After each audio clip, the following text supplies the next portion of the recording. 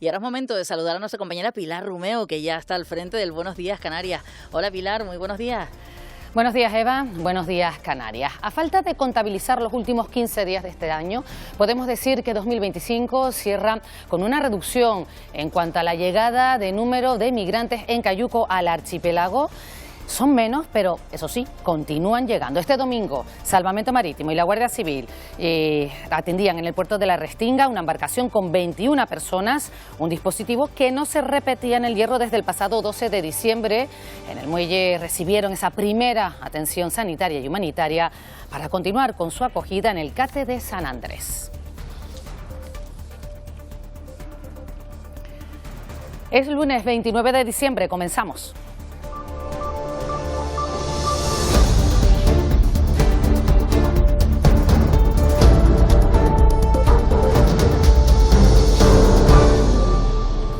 Los aeropuertos canarios cierran el último fin de semana del año con alrededor de 3.000 vuelos programados. En total, estas fiestas dejarán más de 24.800 operaciones, cerca de un 8% más que el año pasado. Gran Canaria es el aeropuerto con mayor actividad, seguido de Tenerife Sur. Y el nuevo año llega con una actualización al alza de las pensiones. Suben un 2,7% de forma general, aunque las mínimas y no contributivas crecen más. La edad de jubilación continúa retrasándose de manera progresiva. Sube las pensiones, después sube todo, estamos siempre en las mismas. Y ahora esta subida me parece perfecta. O sea que vamos a comer turrones este año. Siempre que suba, bienísimo. Rodeados de agua, hacinados en transportines o comiendo junto a sus heces. Es la situación en la que viven los animales de una protectora situada en Arico, en Tenerife, según una denuncia presentada ante el Seprona. El refugio asegura que las imágenes corresponden a los efectos causados por las últimas lluvias.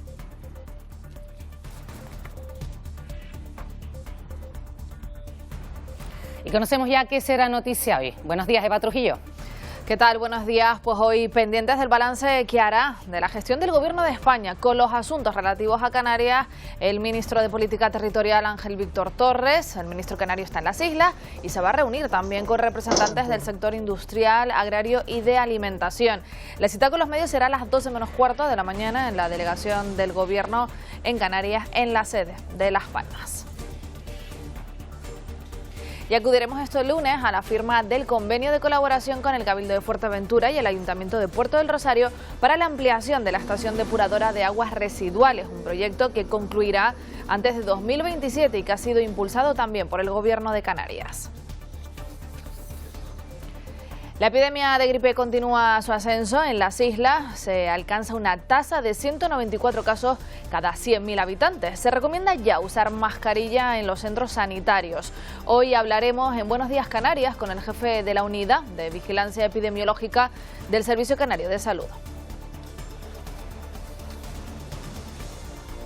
Ya estamos pendientes de la desaparición de un hombre de 58 años en la matanza de Acentejo, en el norte de Tenerife. Ahí están viendo la foto. Mide 1,70 m, tiene el pelo canoso y es de complexión normal. Si creen haberlo visto, llamen al 112 o al teléfono que ven en pantalla. Los Reyes Magos están cada vez más cerca y por eso en Santa Cruz de Tenerife hoy se ponen a la venta las entradas para verlos llegar al estadio Heliodoro. Rodríguez López, Fátima Kenner, ¿qué tal? Queda poco más de una semana para que, como cada año, los Reyes Magos de Oriente hagan su entrada triunfal en el Heliodoro, ante la atenta mirada de numerosas familias, porque se van a poner a la venta nada más y nada menos que 18.000 localidades. Será a las 9 de la mañana a través de la web tickety.es, pero 2.000 de ellas podrán adquirirse físicamente justo aquí, en el pabellón de deportes Kiko Cabrera. De hecho, ya hay una larga cola de personas esperando para conseguir la suya. Hace frescor. Las noticias, tenemos que celebrar un nuevo título para nuestro archipiélago. El Heidelberg Volkswagen se coronó campeón de la Supercopa de España de voleibol por primera vez en su historia. Las de Santi Guerra, que eso sí, está de baja por su reciente paternidad, los felicitamos. Vencieron en el tiebreak a la Barca de Menorca. Y seguimos hablando de voleibol porque el Guaguas querrá emular también al Heidelberg y esta tarde en Valladolid querrá el conjunto de Sergio Miguel Camarero proclamarse campeón de la Supercopa masculina. Se enfrentan al grupo ERS encontrarse Soria como recientes campeones y tras solo haber sufrido una derrota en todo lo que se lleva de temporada, justo ante los sorianos. Bueno, y en cuanto al tiempo, este lunes vamos a disfrutar de una jornada un poco más tranquila y agradable, sobre todo en el norte de las islas más montañosas, donde habrá más ratos de sol, aunque eso sí, por la tarde irán apareciendo nubes en Gran Canaria y Tenerife, concentrándose en las vertientes sur en su mayoría. Las temperaturas pues van a continuar sin grandes cambios, frescas, y quizás las mínimas bajen un poquito en gran parte de Fuerteventura y Lanzarote, teniendo que tirar del abrigo. Y en el mar hay que seguir teniendo precaución, porque en las costas abiertas al norte habrá mar de fondo con olas que pueden superar los 2 metros de altura. Y así están viendo cómo amanece la isla de La Palma. Es la capital, Santa Cruz de La Palma. El día comienza con nubes y claros, sin viento, y la temperatura hasta ahora ronda los 17 grados.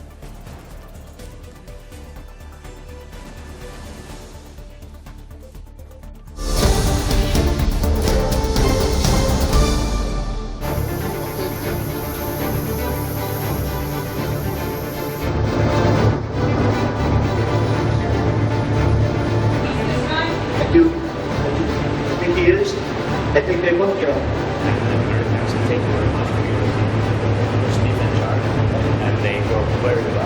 Gotta make a deal. Gotta get it done. Too many people dying, and I think both presidents want to make a deal. Our teams take what they can.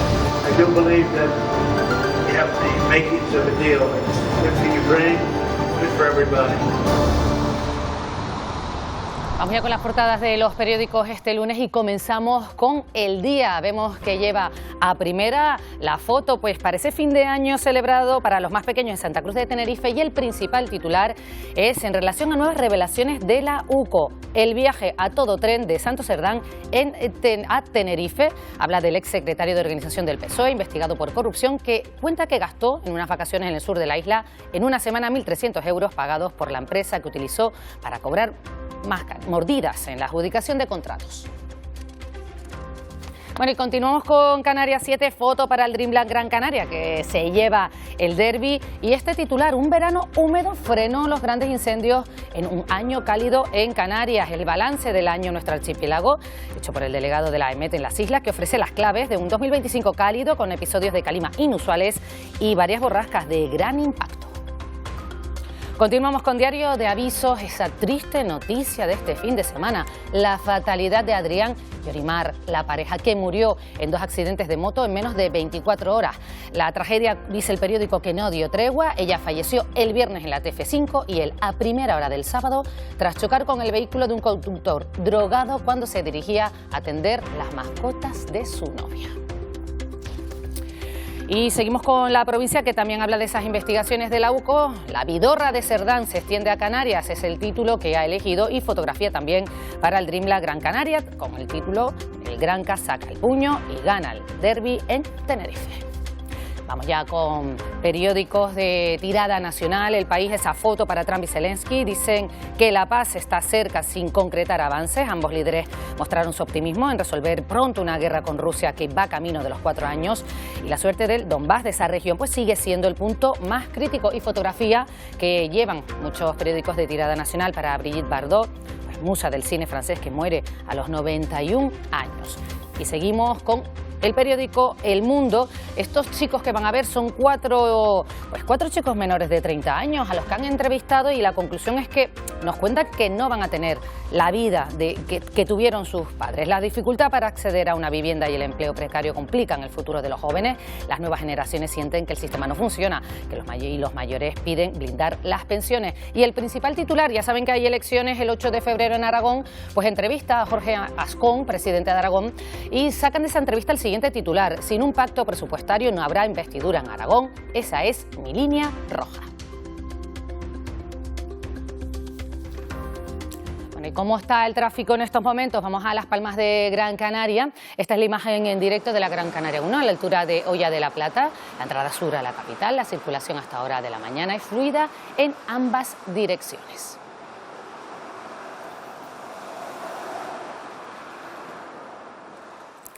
Canarias sigue siendo una de las regiones favoritas para pasar los últimos días del año. El buen tiempo es el regalo que todos piden para alejarse de la lluvia y las temperaturas gélidas que ahora mismo azotan la península y Europa. Complicado encontrar hueco en primera línea de playa en el sur de Gran Canaria o Tenerife, o pasear por la avenida de la Playa del Castillo en Fuerteventura.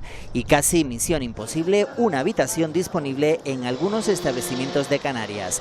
Un año más, parece que las islas son el destino favorito para acabar el año. Un 40% de nórdicos, luego le sigue un 30% del mercado británico, a continuación le sigue un 20% del mercado alemán, suizo, italiano y belga, y tenemos un 5% de mercado español. Cifras similares a 2024. La llegada de turistas ha crecido un 17% desde 2017. El motivo, comerse las uvas con el bañador y no con la bufanda puesta. Maravilloso, en Navidades maravilloso. Es una maravilla, es una bendición. Venimos de Madrid, que estamos a 0 grados, pues te puedes imaginar.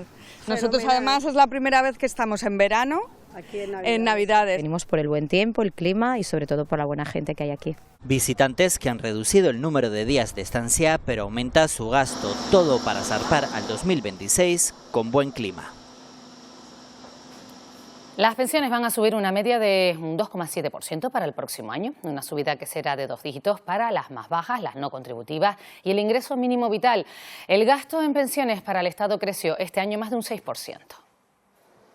La subida de las pensiones tiene su propia lectura para los pensionistas canarios. Las pensiones medias en Canarias están en torno a 1.200, la más frecuente es la pensión de jubilación, en torno a los 1.396 euros, y este incremento va a suponer que estos pensionistas vean incrementada su pensión de forma anual en torno a los 520 euros. Además, en Canarias se da una particularidad. Hay comunidades autónomas en las que la recaudación por cotizaciones sociales es incluso superior a la que está en pensiones. Canarias se encuentra en este grupo de comunidades. Si conseguimos replicar esta realidad, que depende de múltiples factores, tanto demográficos como laborales, en otras comunidades autónomas, pues estaríamos contribuyendo positivamente a la sostenibilidad del sistema de pensiones. Más de 11 millones de pensionistas verán incrementadas sus pensiones un 2,7% a partir de enero. Las pensiones mínimas subirán más de un 7%, las no contributivas y el ingreso mínimo vital un 11,4%. Por cierto, que a partir del 1 de enero la edad de jubilación será de 66 años y 10 meses y a los 65 años si hemos cotizado 38 años y 3 meses. Vamos con otro apunte económico. Canarias transferirá 8 millones de euros del POSEI a ganaderos y agricultores de las islas frente a las propuestas de recortes presupuestarios de la Unión Europea y que hace una semana llevó a más de 10.000 agricultores a tomar las calles de Bruselas contra el acuerdo de la Unión Europea y Mercosur. El consejero de Agricultura del Gobierno de Canarias, Narváez Quintero, afirmaba aquí en este programa, en Buenos Días Canarias, que algunos sectores agrícolas canarios podrían verse afectados al peligrar el POSEI por las modificaciones que plantea la Unión Europea. Nosotros nos adaptamos con Bruselas diariamente en ese reglamento específico. Lo que ha planteado la Unión Europea es un cambio radical. Primero, no hay ficha financiera fija, no sabemos lo que tenemos. En principio, un recorte de un 22%. ¿Qué podría pasar con el POSEI? Pues que estaría en riesgo esa ayuda a los agricultores y los ganaderos. Podríamos decir y afirmar que algunos de sus sectores podrían desaparecer. Bueno, pues este es uno de los asuntos que preocupa a Canarias como región ultraperiférica de la Unión Europea. Vamos a hablar de ello y de otros asuntos con Juan Fernando López Aguilar, eurodiputado del Partido Socialista, al que le agradecemos que nos acompañe. ¿Qué tal? Muy buenos días. Muy buenos días, Pilar. Encantado de estar en Televisión Canaria. Señor López Aguilar, vemos que allí en Europa, donde usted está, en el Parlamento Europeo, pues hay que seguir defendiendo la condición de región ultraperiférica de Canarias. Vemos cómo los agricultores, en concreto de nuestro archipiélago, están muy preocupados. Así es, y lo entiendo muy bien. De hecho, es nuestra batalla. Pueden estar seguros de que vamos a darla en los años que vienen, que no van a ser fáciles. La Unión Europea está, sin duda, cambiando sus prioridades. Todo el mundo lo entiende. Competitividad, industria armamentística, seguridad, defensa, no lo discutimos, pero no puede hacerse a costa de la razón de ser de Europa, que es la cohesión y la solidaridad intergeneracional, dando oportunidades a la gente joven con una nueva política de vivienda para empezar, social, por tanto con transferencia de renta y con fiscalidad progresiva, pero sobre todo interregional e interterritorial. Y si hay una región que tiene su asiento específico y exclusivo en el derecho europeo, es la región ultraperiférica, Canarias en España. Hay 2 portuguesas y 6 en Francia. Y los eurodiputados y eurodiputadas nacidos o residentes en regiones ultraperiféricas nos hemos posicionado radicalmente en contra de este marco financiero plurianual que amenaza existencialmente esas políticas distintivas de la Unión que son la cohesión y la solidaridad, prácticamente las ha hace desaparecer, llevándose por delante, por tanto, también el POSEI. Y yo quiero decir que las regiones ultraperiféricas son derecho europeo y, por tanto, cualquier eliminación de una ayuda específica para las regiones ultraperiféricas significa directamente una violación del derecho europeo.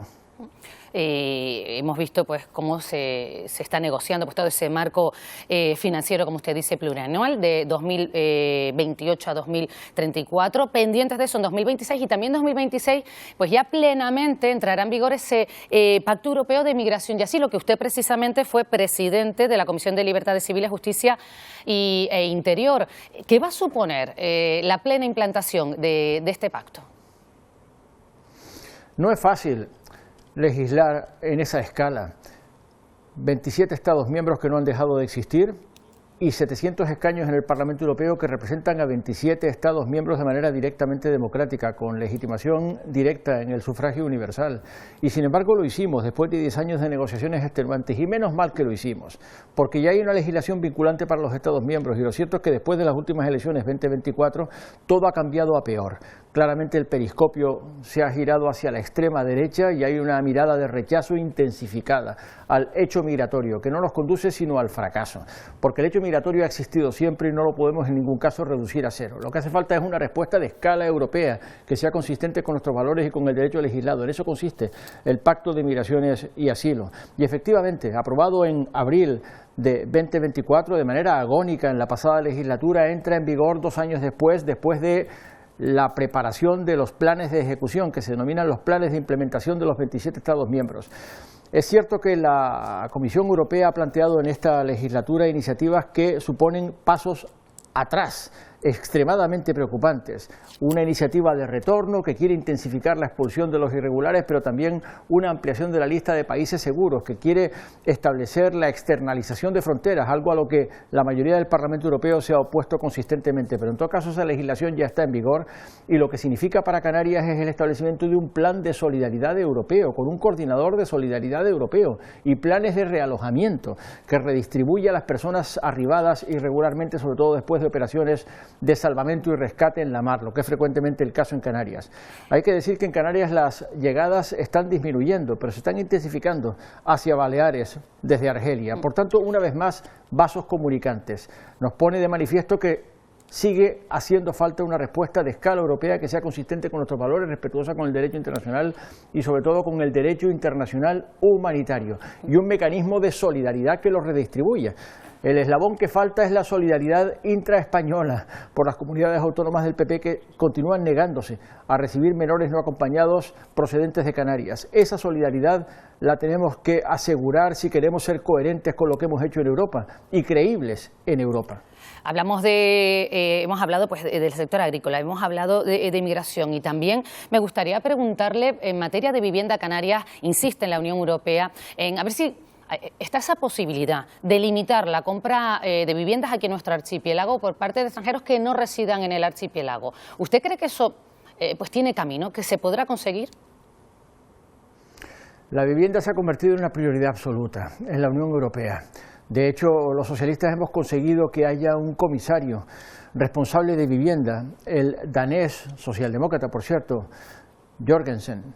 Se trata de que por fin haya financiación europea con fondos de cohesión y fondos sociales europeos destinados a la promoción de vivienda pública asequible, no solamente para la gente joven, sino para la clase trabajadora. Pero en Canarias me he enfrentado muchas veces a esa cuestión de la urgencia de limitar o restringir el acceso a la vivienda, y hay que recordar que hay disposiciones constitucionales absolutamente expresas que prohíben cualquier forma de discriminación entre españoles, pero del mismo modo el derecho europeo prohíbe cualquier forma de discriminación entre ciudadanos europeos, de modo que no se puede sin más decir, no, los italianos a partir de ahora no pueden comprar en Canarias, o los alemanes a partir de ahora no pueden comprar en Canarias. Lo que sí se puede hacer es intervenir el mercado de vivienda para impedir la acumulación de viviendas, grandes tenedores, fondos de inversión, fondos buitre. Eso requiere regulación europea, pero también intervención desde las autoridades nacionales y autonómicas que tienen competencias al respecto.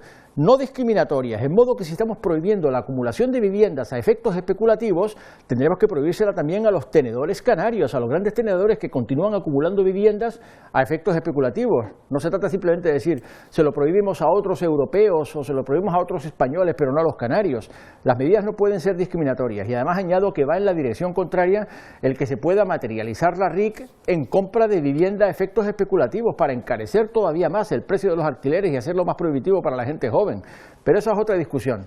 Lo que importa subrayar es que claro que hay que intervenir en el mercado de vivienda, impidiendo a los grandes tenedores acumular vivienda a efectos especulativos, a los fondos de inversión y a los fondos buitre, y eso requiere una intervención decidida por parte de los poderes públicos, que no tenga efectos discriminatorios y por tanto no sea fácilmente atacable desde el punto de vista jurídico ante tribunales de justicia, sea españoles o sea de la Unión Europea. En los últimos años hemos asistido, y lo estamos viendo, a un ascenso de partidos y de gente que comulga con las tesis de la ultraderecha en Europa. ¿A usted qué le parece? ¿Es una amenaza? ¿Qué responde este auge? Es una amenaza existencial, claro que lo es. La vemos en primera línea, en la Unión Europea y para empezar en el Parlamento Europeo. Hay que decir que las dificultades del fondo del marco financiero plurianual 28-34 tienen que ver con esta correlación de fuerzas escorada a la derecha como nunca, obsesionada con la seguridad, con la defensa y con el rechazo al hecho migratorio y refractaria ante la solidaridad y la cohesión que son la razón de ser de Europa. Esa es la razón de ser existencial de la Unión Europea y está más amenazada que nunca como consecuencia de ese escoramiento de escaños hacia la extrema derecha. En estos momentos el Partido Popular con 3 grupos, a la extrema derecha del Partido Popular 3 grupos distintos, suman el 60% de los votos. Eso es una amenaza existencial, no solamente por las prioridades que imponen, sino por el tono que utilizan, un tono ofensivo, un tono extremadamente agresivo. Es lo que llaman polarización, es decir, la fragmentación de una sociedad abierta en polos cada vez más mutuamente irreconciliables entre sí, cada vez más confrontados entre sí. Eso impide la convivencia, impide la conversación democrática. Hay muchas razones que lo explican. Seguramente el auge de las redes sociales como única forma de comunicación política es la razón más eficiente, porque las redes sociales hacen imposible la argumentación y la deliberación democrática, incluso la conversación, y propenden al odio. De hecho, difunden el odio. Los algoritmos adictivos diseminan el odio a velocidad de vértigo y por tanto están enfrentando a las sociedades de forma cada vez más acusada, cada vez más polarizada, como decimos, y por tanto, claro que es un asunto que preocupa enormemente. Solemos explicar que para frenar a la extrema derecha no basta solamente hacer un diagnóstico, hace falta también una terapia, y esa terapia pasa por el incremento de políticas sociales que combatan la desigualdad y la inseguridad. Mucha gente vulnerable se siente abismada ante la globalización y propende a votar soluciones aparentemente muy atractivas, pero condenadas al fracaso, como el rechazo del comercio mundial, como el rechazo de una ideología woke que dicen que intenta proteger minorías, con posiciones reaccionarias que nos conducen a todos a una sociedad peor de la que merecemos. Por lo tanto, claro que es una cuestión existencial frenar a la extrema derecha en la Unión Europea, pero para eso hace falta un relanzamiento de la política social. Y no encuentro prioridad más urgente que una política de vivienda financiada con recursos propios y con endeudamiento común. Sí. No solamente detrayendo recursos, como en el caso de la defensa, sí, con respecto de las políticas tradicionales, la política agrícola y la política de solidaridad. Juan Fernando López Aguilar, eurodiputado del Partido Socialista, como siempre, un placer que nos atienda en este Buenos Días Canarias y feliz 2026. Ha sido un placer, lo agradezco mucho y feliz 2026 a todos los oyentes y videntes de Televisión Canaria. Un abrazo muy fuerte. Vamos a seguir hablando con eurodiputados canarios, en concreto con Gabriel Mato, en tan solo unos minutos, eurodiputado del Partido Popular, para también conocer sus impresiones sobre lo que está ocurriendo. Pero a falta de incluir las últimas cifras de esta última quincena del año, Canarias cierra 2025 con un recorte notable en el número de personas migrantes llegadas por vía marítima, 17.555 personas contabilizadas de momento. Eso supone 26.182 menos que en 2024. otro y por lo tanto las llegadas se han retraído, podemos decir un 60%, son menos, pero eso sí, continúan. Por ejemplo, este domingo, como les hemos contado, Salvamento Marítimo y la Guardia Civil atracaban en el puerto de la Restinga con una embarcación y en su interior viajaban 21 personas.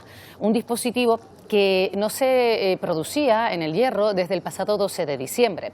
En el muelle recibieron esa primera atención sanitaria y humanitaria para continuar con su acogida en el Centro de Atención Temporal de Extranjeros de San Andrés.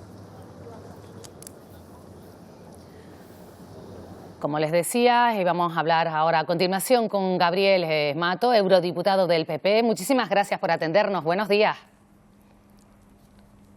Hola, muy buenos días. Bueno, pues quizás por usted empezamos hablando de inmigración porque estamos viendo que continúa la llegada de migrantes aquí a nuestro archipiélago, aunque se ha reducido notablemente en este último año. Pero desde Canarias siempre hay en la Unión Europea, donde usted está, se pide una defensa común, que la Unión Europea se involucre también en lo que está ocurriendo en nuestro archipiélago. ¿Cree que realmente son conscientes de lo que pasa aquí? Sí, yo creo que son plenamente conscientes y de hecho están actuando, ¿no? Se está actuando y yo creo que lo veremos en breve de forma efectiva, pero es verdad que la Unión Europea tampoco puede actuar sola si el Estado miembro, en este caso España, no pone los medios y se involucra, ¿no? Es curioso, yo estaba escuchando hace un momento a Juan Fernando López de Aguilar y hablaba de esa necesidad de acuerdo y de esos 3 planes que se han llevado a cabo, que sin embargo son planes que el propio gobierno de España votó en contra, fue de los únicos que votó en contra. Es verdad que muy parecido o exactamente igual de la posición que tiene en estos momentos Vox en relación con la inmigración, pero yo lo que creo es que hay que actuar claramente y que es una cuestión que muchas veces se nos olvida. Cuando estamos presentando decimos cuántos han llegado, cuántos no, hablamos de números, no, tenemos que hablar de personas que muchas veces están evidentemente manejadas por mafias y se ha convertido en una cuestión, ya digo, meramente numérica y no, es mucho más, tenemos que actuar, se necesita la solidaridad europea sin lugar a dudas, pero también tomar conciencia desde nuestro propio país que hay que hacer con este caso, con la inmigración. Sí, tiene razón, ¿no? Que con el respeto absoluto, por supuesto, a los derechos de los inmigrantes. Tiene razón que muchas veces decimos las cifras, ¿verdad? Y que detrás de cada uno de ellos pues hay una historia y sinceramente pues bastante complicada. También queremos preguntarle a usted porque mirando ya 2026 vemos que ya plenamente entrará en vigor ese pacto europeo de migración y asilo. ¿A usted qué le parece esa puesta en marcha? Yo creo que era necesaria, que es absolutamente necesaria, con los 4 planes o 5 que están en marcha, ya 3 que pueden ponerse en funcionamiento perfectamente, y sobre todo es que es dar una salida, ¿no? Una salida a los que requieren asilo, con determinación, con rapidez, con eficacia, y viendo con 2 supuestos que son absolutamente fundamentales, como es la reubicación, dónde puedes llevar a esos inmigrantes que están aquí, que llegan de determinada manera, ¿no? Y ver si pueden ir a sus lugares de origen o si no, a esos terceros países seguros en los que puedan estar. Pero yo creo que el control también de fronteras es importante, pero sobre todo el que tengan las posibilidades de tener un trato digno y sobre todo el que pasemos de aquel famoso Welcome Refugees, que se acordarán todos los televidentes, en el sentido de que bienvenidos todos y como sea. Y luego nos hemos dado cuenta que esa no es la fórmula. La fórmula es poder acoger a los que se pueda acoger y darles una vida digna a aquellos a que se pueda acoger y que vengan evidentemente en situación de poder ser acogidos. Vemos como en Europa se allana ese camino para la creación de centros de retorno fuera del territorio europeo. ¿A usted qué le parece la creación de esos centros? ¿Le parece una buena política migratoria? A mí no me parece mal y además en los términos en que está planteado. Se va a hacer de forma en principio voluntaria. Habrá quienes se les ofrezca ir de forma voluntaria a esos centros. Centros que tienen que en todo caso cumplir absolutamente todos los respetos, todos los requisitos, ¿no?, de respeto a la dignidad humana. Atentos también a la actualidad, queremos preguntarle pues, por esas movilizaciones del sector agrícola, en concreto aquí en Canarias muy preocupados, a ver si se mantiene esas ayudas del POSEI, ayudas por nuestra lejanía e insularidad, en los términos como estaban hasta ahora. ¿Qué le parece esas movilizaciones? Que agricultores canarios también hayan ido allí a Bruselas a reclamar pues lo que consideran que es suyo. Yo entiendo perfectamente las movilizaciones, desde luego no comparto los daños que hicieron y cómo apedrearon el Parlamento y cómo quemaron mobiliario, pero sí entiendo sus preocupaciones. Y las entiendo porque la culpa de esas movilizaciones las tiene lo que ha sido una política de la Unión Europea absolutamente equivocada.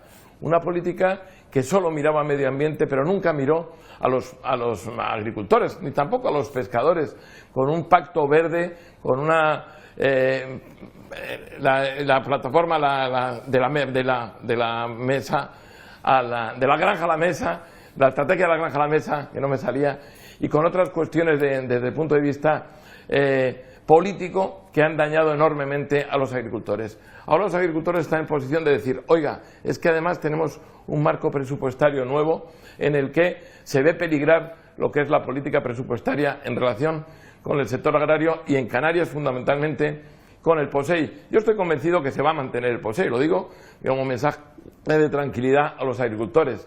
Creo que se va a mantener. Es verdad que ahora mismo se está negociando, hay que negociar muy duro porque tenemos que seguir manteniendo el POSEI en los términos que está, con nombre y apellidos y no en un plan nacional que sea de muchos miles de millones de euros, pero que cada Estado miembro pueda decidir dónde va. Nosotros no queremos que el Estado decida dónde va, queremos que directamente venga el presupuesto con nombre y apellidos de POSEI. Y lo estamos viendo estos días, que nuestros agricultores del plátano están recibiendo directamente las ayudas que vienen de Europa y no tienen que ser sometidas a la decisión del Estado miembro. Como usted dice, seguiremos atentos a esas negociaciones. Y otro de los asuntos que queremos tratar es el de la vivienda, porque el Gobierno de Canarias pues pide que la estrategia de las regiones ultraperiféricas reconozcan la emergencia habitacional aquí en las islas y también permitan medidas como limitar la compra de viviendas a extranjeros aquí en el archipiélago que no residan en el archipiélago. ¿A usted qué le parece? ¿Cree que eso puede tener cierto recorrido? Bueno, es un debate que está abierto y es verdad que hay que profundizar en el mismo. Lo que sí está claro es que hay que buscar una solución a la posibilidad de que los ciudadanos, los jóvenes, puedan acceder a una vivienda. Y no es solo un problema de Europa, es un problema también nacional. El Gobierno de España tiene que poner los medios para que se puedan construir viviendas y puedan ser unas viviendas asequibles para nuestros jóvenes. Es una situación que es insostenible absolutamente. Es verdad que hay muchas dificultades para hacer nuevas viviendas y que tiene que haber un conjunto de medidas en las que todos estemos de acuerdo para solucionar un problema que es evidente, lo vemos a nuestro alrededor todos los días. Y por último, porque nos quedamos ya sin tiempo, ¿qué le parece ese ascenso de la ultraderecha, de seguidores de partidos de ultraderecha que tienen éxito entre los ciudadanos europeos y que eso sigue adelante? ¿Lo ve usted como una amenaza? Bueno, yo creo que el auge de los populismos es preocupante, de la extrema derecha y de la extrema izquierda. Ahora es verdad que está en boga la extrema derecha y claro que es preocupante. Yo creo que además si unimos a ese auge de la extrema derecha esos partidos políticos que además juegan al antieuropeísmo, es todavía más preocupante, ¿no? Por eso creo que hay que ser muy sensato en las medidas y sobre todo no crear más escépticos en relación con lo que está sucediendo. Lo hablamos en la agricultura, pero en otras situaciones también hay que hacerlo. Hay que evitar por todos los medios el que ese populismo que te hace llegar los mensajes que a lo mejor son fáciles de escuchar, pero que no van a tener la capacidad de llevar a cabo, son evidentemente peligrosos y tenemos que luchar contra ellos entre todos. Gabriel Mato, muchísimas gracias por habernos dedicado estos minutos en Buenos Días Canarias. Como siempre, agradecidos de que nos atiendan y que tenga usted un feliz año 2026. Muchísimas gracias, un abrazo fuerte y lo mismo digo para todos, un feliz año. Buenos días. Bueno, pues nosotros continuamos con el programa. Vamos a conectar ya con Eva Trujillo porque estamos pendientes del tiempo en la península. Eva, adelante.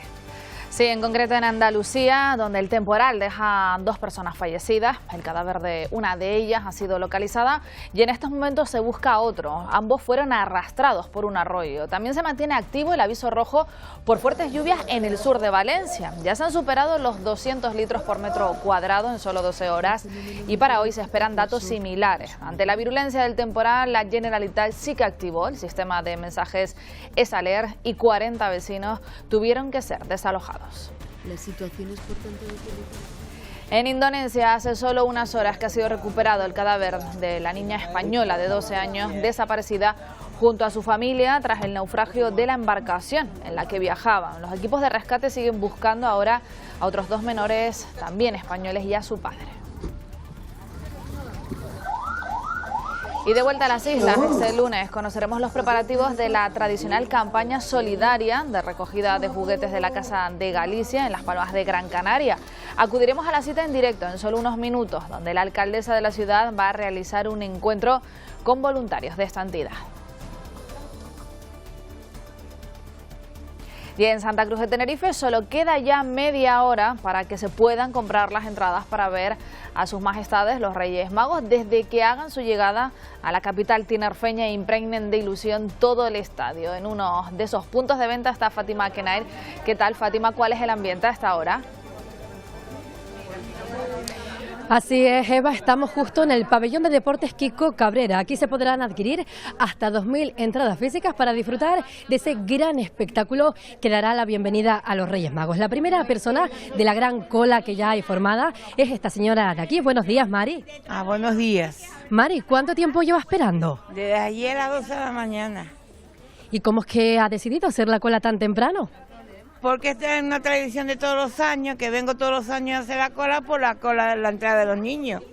Para disfrutar con los más pequeños. Para disfrutar con los más pequeños. Mari, ¿qué tiene de especial ese gran espectáculo para dar la bienvenida a los Reyes Magos? Especial nada, sino especial por los niños y especial que también tiene ilusión los mayores. Es una ilusión, es una fiesta que es muy bonito tenerlo para toda la familia y todos los niños. Mari, ¿con quién suele acudir usted a esa gran cita? Con mi hermana, con mis amigos y con un grupo más grandes. Es un gran momento, ¿no?, para pasarlo en familia. Claro. Después ver la cabalgata y eso es la ilusión de todos los años. Pero no es el primer año, yo va de 20 años viniendo aquí. ¿Y más de 20 años llegando tan temprano? Sí, temprano todos los años, soy la primera. ¿Y Mari, cómo son las noches? Bueno, tranquila aquí, sentadita, cogiendo frío, hablando, charlando, comiendo, de todo. Pues ya lo ven, muchas gracias Mari, mucha ilusión, espera, esfuerzo para poder disfrutar de ese gran espectáculo el día 5, que ya es una gran cita emblemática en la ciudad. Sin duda, cita emblemática, pero también a las 9 podrán comprar las entradas por primera vez vía online. Pilar, de momento, esto es todo.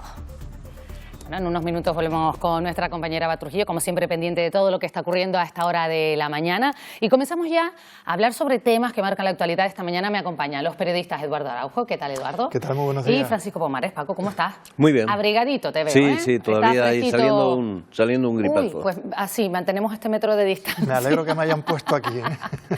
Bueno, vamos a empezar hablando, porque lo veíamos antes, una de las noticias de actualidad. El nuevo año pues llega con una actualización al alza de las pensiones, una buena noticia para los pensionistas, suben un 2,7% de forma general, aunque las mínimas y no contributivas crecen más. La edad de jubilación continúa retrasándose de forma progresiva.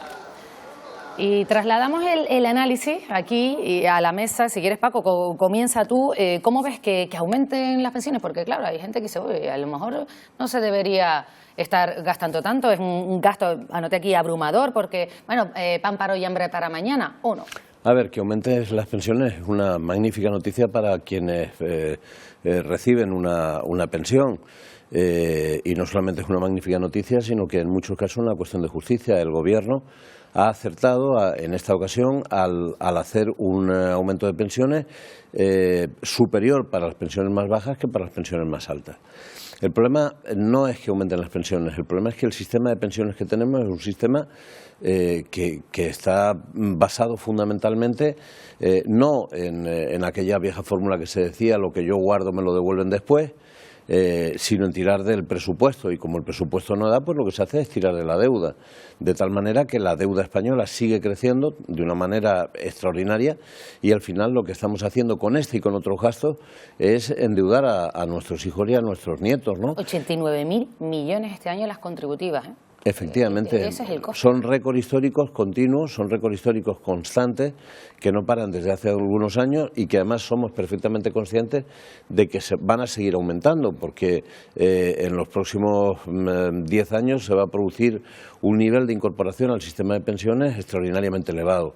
¿Eso qué es lo que ocurre? Que coloca el sistema en una situación de deficiencia técnica, no funciona, no puede funcionar y lo que no sabemos es cuándo se van a poner de acuerdo los partidos políticos e intentar una reforma que de momento se va parcheando. Por ejemplo, el último parche se ha producido con el aumento del MEI, que es el sistema por el cual se regula la distribución de los pagos, de tal manera que se mete una nueva subida, un nuevo sajazo a los salarios de la gente para pagar las pensiones, pero aún más a las empresas, de tal manera que son las empresas las que pagan la parte fundamental de ese aumento, reduciendo por tanto la productividad de las empresas, ¿no? Y nosotros siempre nos preguntamos, bueno, ¿tendré pensión cuando yo me jubile, ¿no? Es la pregunta que nos hacemos mucho. Es una vieja pregunta que lleva en el aire desde hace más de 40 años, recordemos, ¿no? El que comentaba Paco, que cuando él ya era un profesional del periodismo y yo todavía estaba con chupete, ya se hablaba de esto, ¿no?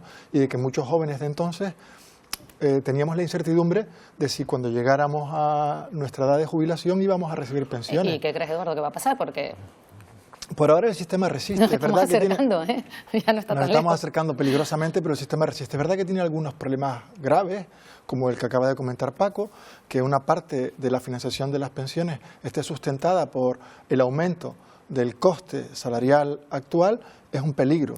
Quizás en lugar de tirar de la deuda o de mecanismos de solidaridad que recaen en las empresas, lo que habría es que optimizar mejor el rendimiento de los presupuestos, es decir, extraer menos riqueza al conjunto de la sociedad, a la productividad del país, para pagarlo con mejores bolsas de eficiencia del funcionamiento del Estado. Creo que eso sería lo correcto. Pero hay un pacto vigente, el Pacto de Toledo, desde hace 30 años, desde 1995, que suscitó el consenso de los dos grandes partidos políticos. Sería idóneo que se volvieran a poner de acuerdo para esas pequeñas reformas, esos pequeños ajustes del Pacto de Toledo, pero yo creo que el mensaje que hay que darle a la población es el de tranquilidad, es decir, el sistema corre riesgo, como siempre lo ha corrido, pero el sistema funciona como siempre ha funcionado y hay que darle garantías de percepción de la jubilación a los cotizantes actuales, porque la alternativa es mucho peor. La alternativa, la del funcionamiento de los sistemas privados de pensiones, que parece que también o del fracaso de las pensiones públicas, pues hace que la población esté abocada simplemente pues a eso, a pagar sus pensiones con fondos privados o a renunciar a la sociedad del bienestar, a renunciar al papel de redistribución del Estado. Hay que recordar que el aumento de las pensiones es del 2,7%, que es lo que establece el Pacto de Toledo, y que solamente han aumentado o van a aumentar las pensiones mínimas y las no contributivas. Es decir, que hay una clara voluntad de redistribución de la riqueza para que aquellas personas que no cotizaron, que fueron muchas en el pasado por las circunstancias económicas estructurales de este país, pues puedan acceder a una jubilación de una manera un poco más solvente de lo que les tocaría, ¿no? Los dos han hablado de pactos, de reforma de las pensiones, de ponerse de acuerdo los partidos políticos para que lo que se decida, si alguna vez se sientan a hablar sobre este tema, se mantenga a lo largo de los años. ¿Creen que será posible? No. En la situación actual es prácticamente imposible llegar a ningún tipo de acuerdo entre los dos grandes partidos, y sin un acuerdo entre los dos grandes partidos el sistema de pensiones no puede ser reformado. Pero es que yo no creo que a ninguno de los dos grandes partidos les interese llevar a cabo una reforma de las pensiones. Pues básicamente porque es un problema que se retrasa en el tiempo. Es decir, yo aumento las pensiones hoy, lo financio con mayor deuda y la deuda la va a pagar la próxima generación. Es decir, no la voy a pagar yo, por lo tanto, la próxima generación que arree. Yo no creo, coincidiendo con lo que ha dicho Araujo, yo no creo que el sistema de pensiones esté en riesgo de sufrir un colapso que lleve a que dejen de pagarse pensiones. Es difícil que una sociedad como la nuestra pueda soportar algo como eso, ¿no? Sería ya pues en una situación realmente terminal, en una situación de conflicto bélico prolongado, en una situación de crisis económica que dure pues media generación, algo así, ¿no? Pero yo no creo que eso vaya a ocurrir de manera inminente. Lo que sí creo es que van a seguir subiéndose los impuestos de una manera desaforada para poder hacer frente a los pagos de la deuda que vienen en los próximos años. Y ya tenemos una carga fiscal superior a la de la media europea. Es que España era un país donde se pagaban menos impuestos de la media europea porque nuestra productividad es inferior y porque nuestros salarios son inferiores a los de la media europea. Hoy ya no es así. Hoy estamos en una situación en que estamos en la media europea o levemente por encima de ella. Y bueno, somos el país de toda Europa que más ha crecido en la presión fiscal en los últimos años, ¿no?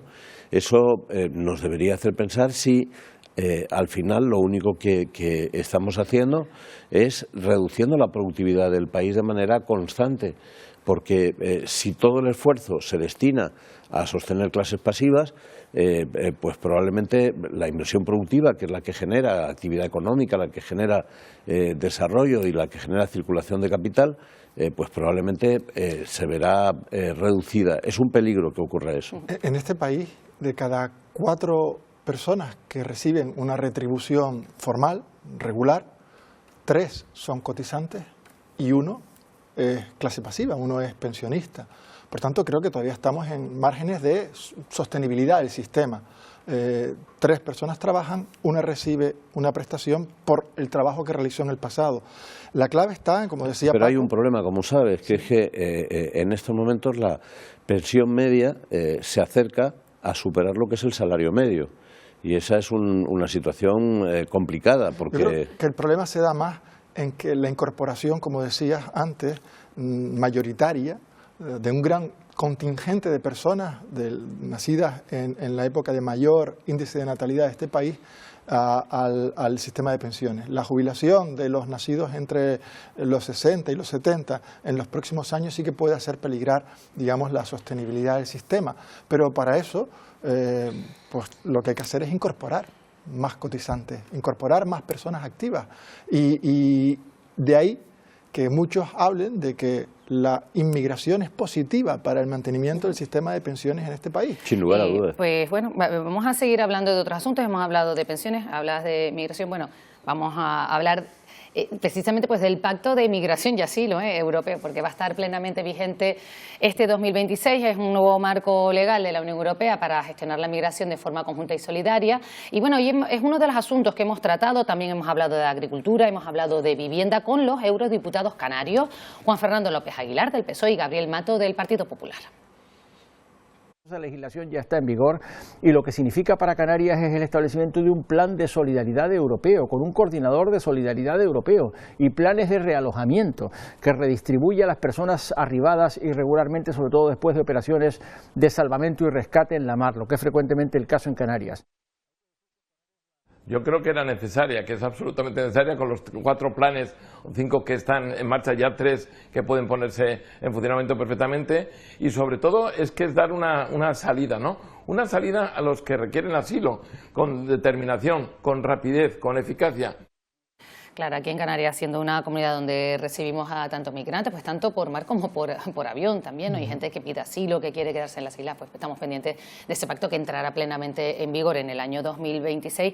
Por eso le hemos preguntado, y también por esos centros de deportación, de retorno, en concreto a Gabriel Mato, nos dio tiempo de preguntarle un poco, bueno, de qué piensan, ¿no? Porque por un lado hay un pacto como para regularizar y por otro lado también se está allanando el camino, la Unión Europea, para que existe esa posibilidad de establecer esos centros fuera del territorio europeo para aquellas personas que estén, pues, que se les deniegue el asilo. Yo creo que Canarias se ha sentido huérfana de un papel más activo del Estado en asuntos migratorios, no ya solamente con el reparto de las personas que llegan y que son acogidas a otros territorios de la península, sino también con un papel más activo en el rescate a las personas que están en peligro en la mar y con el control de la frontera. Y si está huérfana de un papel más activo del Estado, ni te cuento de un papel más activo de la Unión Europea, a la que ni se le huele por estos lares, ¿no? Por estas latitudes. En contraposición con lo que sucedió con la crisis migratoria del Mediterráneo hace una década. En Grecia, en las islas griegas, Europa adoptó un papel más activo porque aquella crisis era más visible en los lugares de control político de la Unión Europea. Desde Bruselas se veía más cercano a Grecia de lo que se ve a Canarias. Y sin embargo son situaciones similares, pero la de aquí ha carecido de un papel activo del Estado y de Europa, que creo que es lo que Canarias reclama y lo que la sociedad canaria está esperando. Si somos Unión Europea, no deberíamos afrontar solos los problemas migratorios, deberíamos estar acompañados por quienes tienen recursos y competencias en esta materia. Que no es un problema nuestro de Canarias, que es un problema de todos, de la Unión Europea. Sí, sin duda yo creo que esa reflexión es una reflexión que en Canarias ya tenemos perfectamente clara, ¿no? Lo que ocurre es que, como suele suceder con muchísimas cosas que nos afectan, fuera de Canarias la visión que se tiene es completamente distinta. Pero en relación con el hecho en sí de la puesta en vigor o del inicio de la puesta en vigor del Pacto Europeo por la Emigración, recordar que supone una decisión restrictiva en relación con, digamos que más conservadora, ¿no?, de las que se habían producido en los últimos años, o lo de la que era la posición europea en esta materia, básicamente como consecuencia del peso y el discurso creciente de los partidos ultraconservadores, ¿no? Y fundamentalmente el papel de Italia, que ha sido determinante para que esta decisión cambie.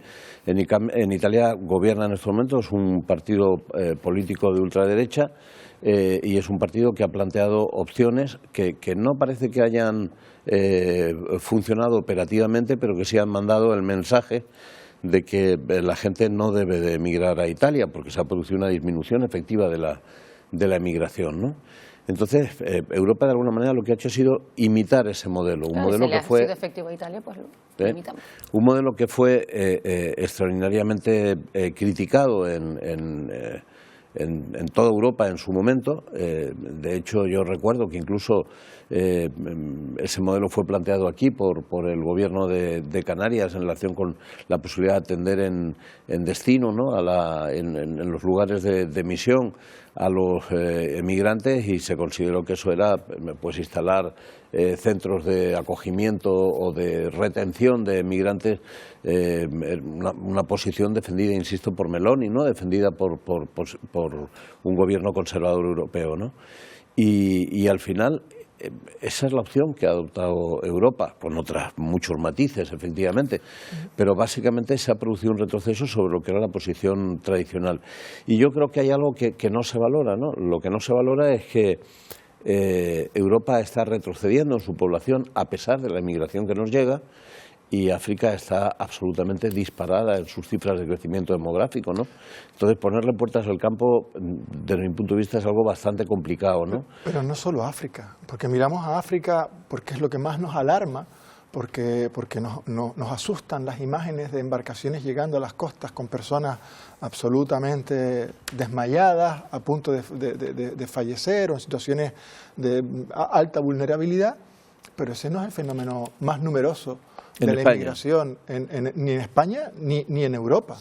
Ni en España ni en Europa. El fenómeno más numeroso en países como el Reino Unido, como Francia, por ejemplo, es el retorno a la metrópoli de los habitantes de las colonias que ellos anteriormente habían colonizado en los años 60, 70 en África y en otras partes del mundo. El fenómeno migratorio en el Reino Unido más preocupante viene de Asia, viene de la India y de Pakistán. Preocupante para algunas personas, porque lo que hay, coincido contigo, no sé si llamarlo retroceso, pero una modificación del discurso imperante en la Unión Europea. Hay una corriente de opinión que habla del gran reemplazo, de la gran sustitución cultural de personas de otras coordenadas religiosas, ideológicas, políticas, que llegan a Europa y que no se adaptan a los estándares europeos, sino que importan con ellas sus valores. Pero esto ha sucedido siempre en la historia de la humanidad. La humanidad en sí misma es migrante desde el inicio de los tiempos.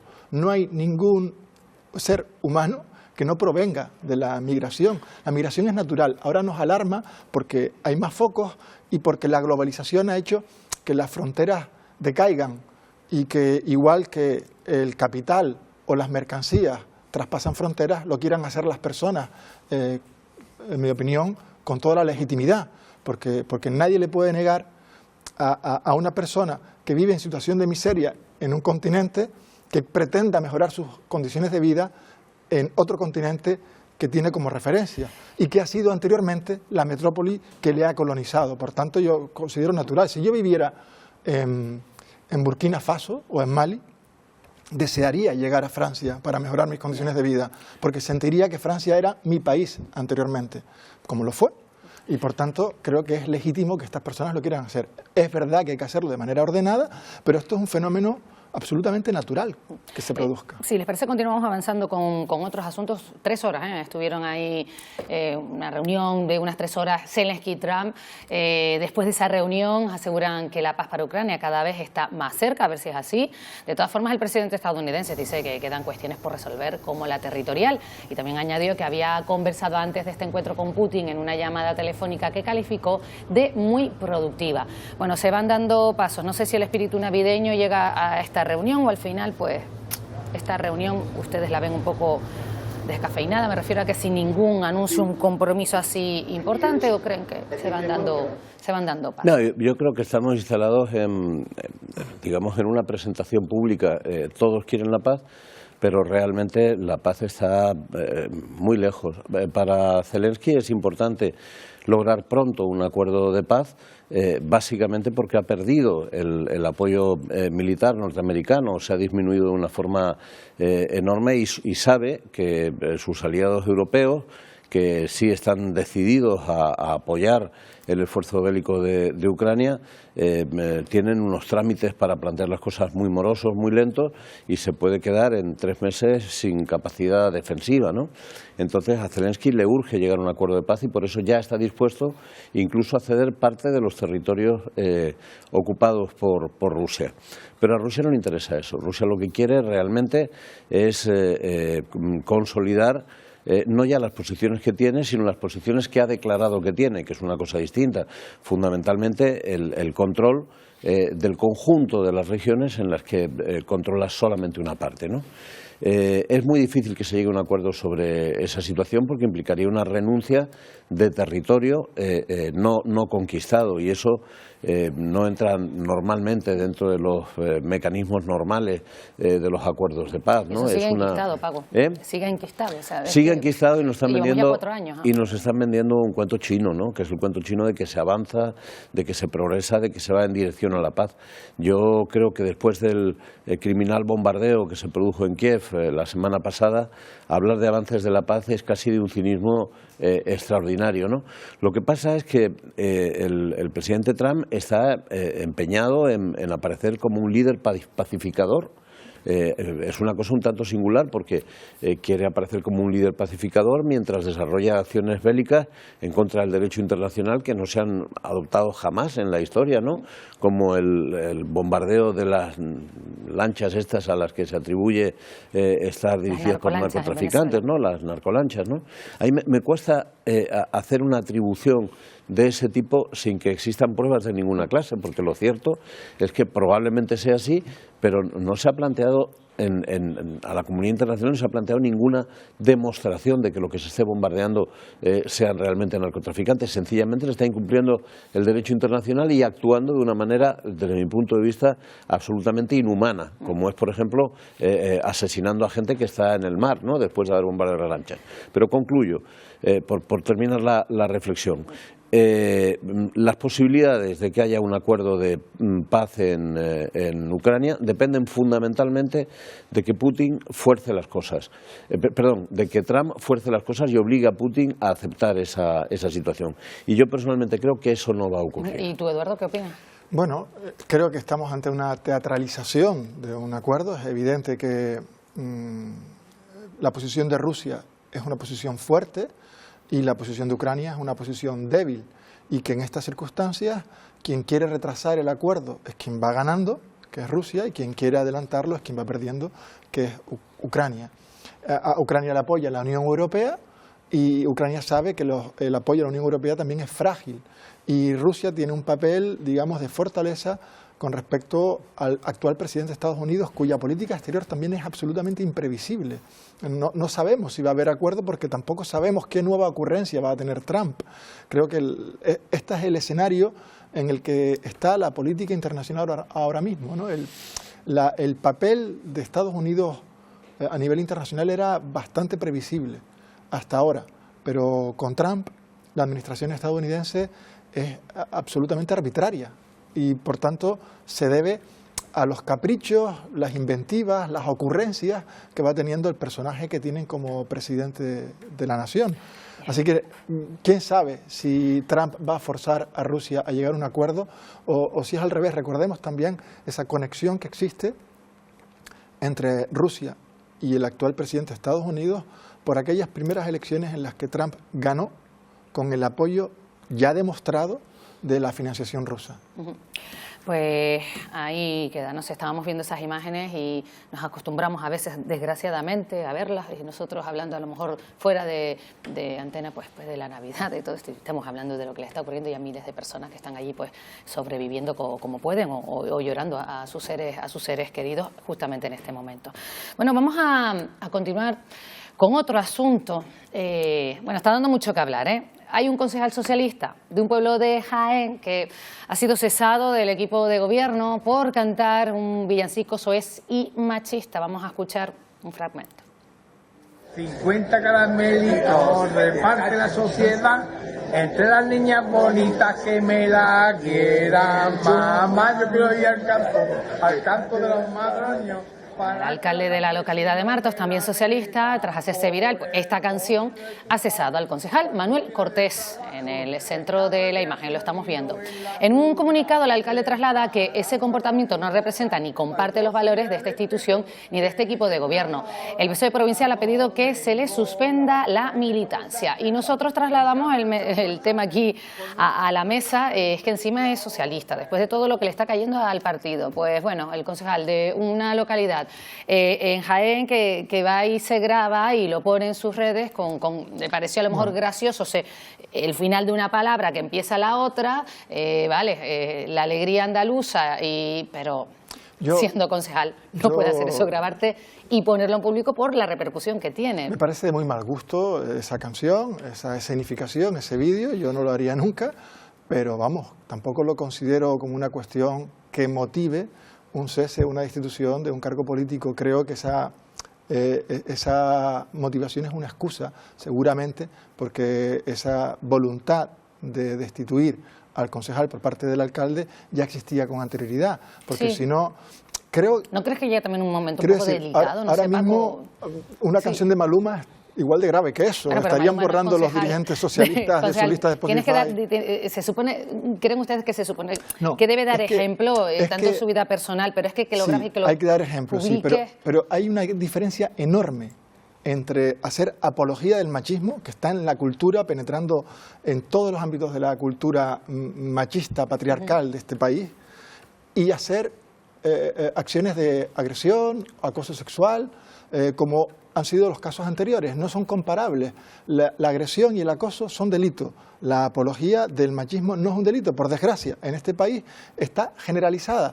Y destituir a un cargo público por hacer apología cavernícola del machismo me parece que es coger con pinzas el asunto. No se lo ha pensado. El alcalde, como decimos, socialista también, con la situación que está viviendo el partido en el ámbito nacional también, con ciertos asuntos turbios, pues no han dudado, y el PSOE también le ha abierto un expediente disciplinario, lo suspende de militancia por esas actitudes que califican de inadmisibles y repugnantes.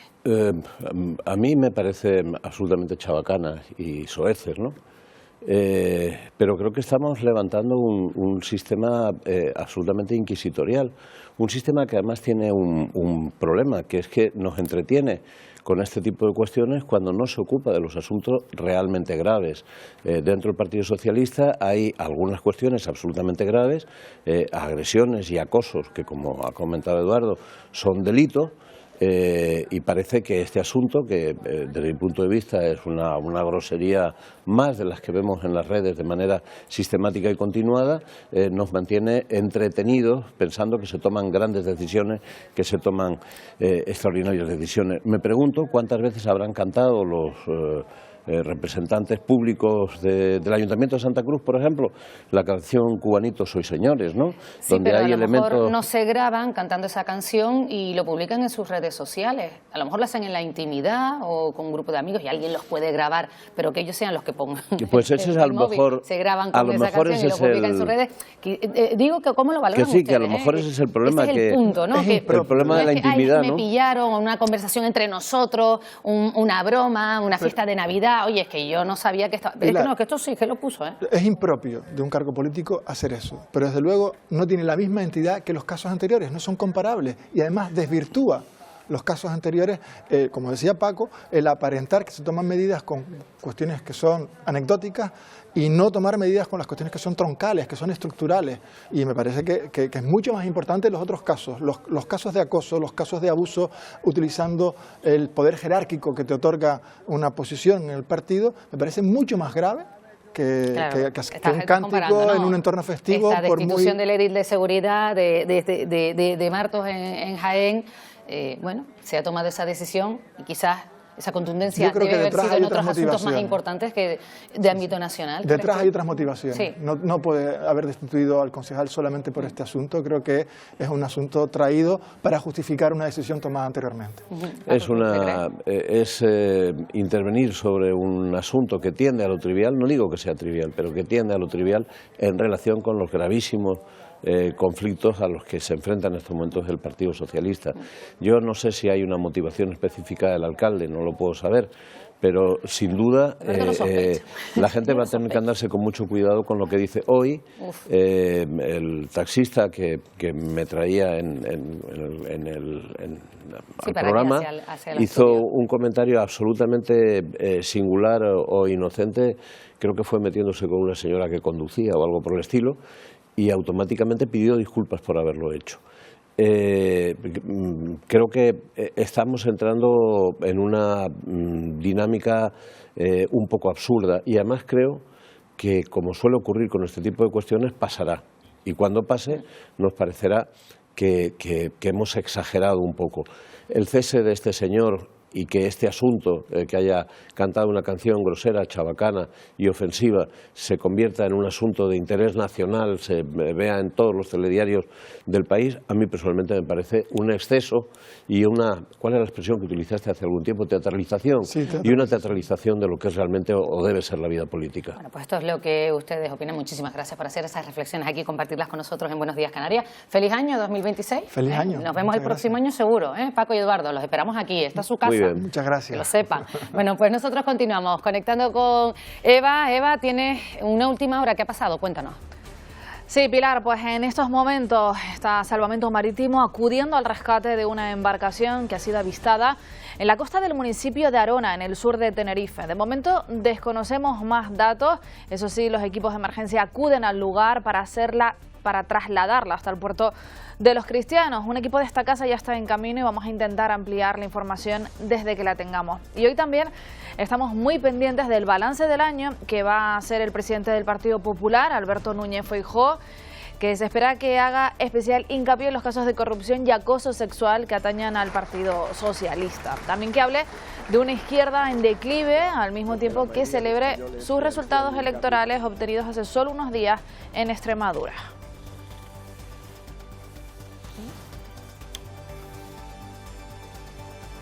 El alcalde de Martos en Jaén ha cesado al concejal del PSOE Manuel Cortés por difundir un vídeo con cánticos machistas. El PSOE ya le ha abierto expediente disciplinario y ahora pide la suspensión cautelar de su militancia por estos cánticos. 50 caramelitos reparte la sociedad entre las niñas bonitas que me la quieran. Mamá, yo quiero ir al campo de la... Bueno, este vídeo ya ha sido eliminado, lo comentaban antes también aquí en esa mesa de tertulia. El concejal aparece junto a otros dos hombres entonando y bailando pues canciones con frases sexistas. Desde el partido lo califican como inadmisibles y repugnantes. Y se dispara el precio de la luz este lunes. Sube hasta los 107 euros el megavatio hora, es decir, un 35,8% más que en el día de ayer. Y el máximo lo va a alcanzar esta noche entre las 10 y las 11 de la noche. Los hogares se enfrentan a facturas que cada vez nos pesan más en los bolsillos. Hay que tener en cuenta una buena gestión cuidadosa. Y en Granada, 2 personas han perdido la vida por el temporal de lluvias que está afectando a Andalucía. Una persona falleció en la provincia de Málaga, donde se sigue buscando a otro desaparecido. En este caso, la localidad de Granada. Este que ven es el momento en el que se encontraba el motorista que había desaparecido tras cruzar un arroyo. Su acompañante sí pudo ponerse a salvo. Ha sido un accidente que con una moto y nada, el chaval ha caído al agua y la moto ya ya se ha encontrado por fin, los operativos han conseguido encontrarla. Y seguimos pendientes de Indonesia. Hace solo unas horas encontraban el cadáver de la niña española de 12 años que desaparecía junto a su familia tras el naufragio de la embarcación en la que viajaban. Ahora se le está practicando la autopsia en el hospital. La propia familia ha emitido un comunicado asegurando que no van a volver a España si no son los 4 juntos. La mujer es la única superviviente. También ha pedido que la búsqueda se amplíe más, mientras los equipos de rescate, unas 70 personas, siguen buscando ahora a los 2 menores y también a su padre. Y hoy estamos pendientes de una cita emblemática de vuelta a las islas en la capital tinerfeña. Cientos de personas hacen cola desde el día de ayer para adquirir una entrada y disfrutar este 5 de enero de los Reyes Magos en el Estadio Eliodoro Rodríguez López. En total son 18.000 localidades disponibles y 2.000 de ellas se pueden adquirir de forma presencial. Fátima Kenair, justo donde tú te encuentras, no sé si ya han abierto. ¿Cuál es el ambiente? Hace 5 minutos el pabellón de deportes Kiko Cabrera abrió sus puertas y ya las primeras personas que han hecho la cola, algunas desde ayer al mediodía, están comprando sus entradas. Son algo más de 18.000 las que hay disponibles. Se venden a través de la web tickety.es, pero 2.000 de ellas físicamente justo aquí. Ya lo ven, mucha emoción, ese cúmulo de personas. Chicos, ¿cuánto tiempo llevan esperando para conseguir sus entradas? No, yo me fui por la noche, me fui y luego volví. ¿Pero estuviste desde anoche esperando? Ah, sí, hasta las 2 de la mañana más o menos. Mira, ¿y por qué con tanta antelación? ¿Qué tiene de especial el espectáculo previo a la cabalgata? Pues no sé, ver a los reyes, la ilusión. Qué bueno, muchas gracias. Seguimos preguntando por aquí. Chicas, ¿qué tal? Buenos días, mucha emoción para conseguir esas entradas. Sí, a ver si se consigue buen sitio. ¿Es la primera vez que vienen? No, la verdad es que mis hijas ya son grandes y me toca ahora con el chiquitín, con el hijo pequeño. Qué bueno, ¿qué tiene de especial ese espectáculo de bienvenida a los Reyes Magos? Hombre, los diferentes eventos, la alegría de los niños, que le gustan todos los eventos, etcétera, más su emoción, la inocencia de los niños. Vamos, que llegan activados a la cabalgata, que llega después. Sí, bueno, después hay que calmarlo un poquito, sí señor, es lo que toca. De acuerdo, mucha emoción. Por aquí también vemos pues muchísima gente, una gran cola de personas. Bueno, ¿cuánto tiempo llevan aquí? Desde las 10 de la noche. Desde las 10, madre mía, hicieron noche y todo. Todo noche. Bueno, ¿y vale la pena? Sí, vale la pena para después verle la carita a los niños. Qué bueno. Bueno, pues si no han podido acercarse al pabellón de deportes Kiko Cabrera, sepan que pueden conseguir sus entradas a través de la web tickety.es. Además, como en otras ediciones, todo lo recaudado con la venta de estas entradas irá destinado a organizaciones sin ánimo de lucro vinculadas a la infancia. Bueno, una página web que de momento está colapsada, así que habrá que tener paciencia. Pilar, esto es todo, volvemos en unos minutos. Enseguida estamos contigo de nuevo, Eva, y en unos minutos llega el tiempo de deportes aquí a Buenos Días Canarias, donde nos hacemos eco, Fati Febles, del derbi canario de baloncesto. Sí, ya sabes, Pilar, la fiesta del baloncesto canario. ¿Qué tal? Muy buenos días Canarias. Fue un partido intenso y con más emoción que acierto el que nos deparó ayer ese primer derbi oficial de la temporada entre la Laguna Tenerife y el Dreamland Gran Canaria, que casi desperdició una ventaja que llegó a ser de 14 puntos en el último cuarto. Bruno Fittipaldo tuvo en sus manos la victoria, pero erró en ese último intento en el tiro de 3. Ahora lo vemos todo en detalle. También, por supuesto, el título en voleibol del Heidelberg Volkswagen. Antes hacemos una breve pausa para la publicidad.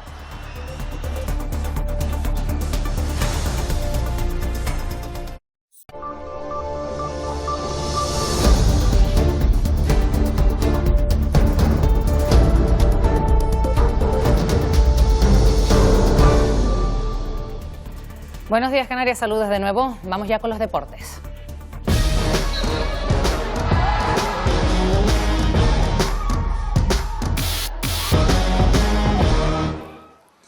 Y arrancamos este último lunes del año con buenas noticias en clave deportiva. ¿Qué tal? ¿Cómo están? Muy buenos días, Canarias. Y es que tenemos que celebrar un nuevo título para un equipo de nuestro archipiélago. La primera vez en la historia que el Heidelberg Volkswagen consigue la Supercopa de España. Así lo celebraban.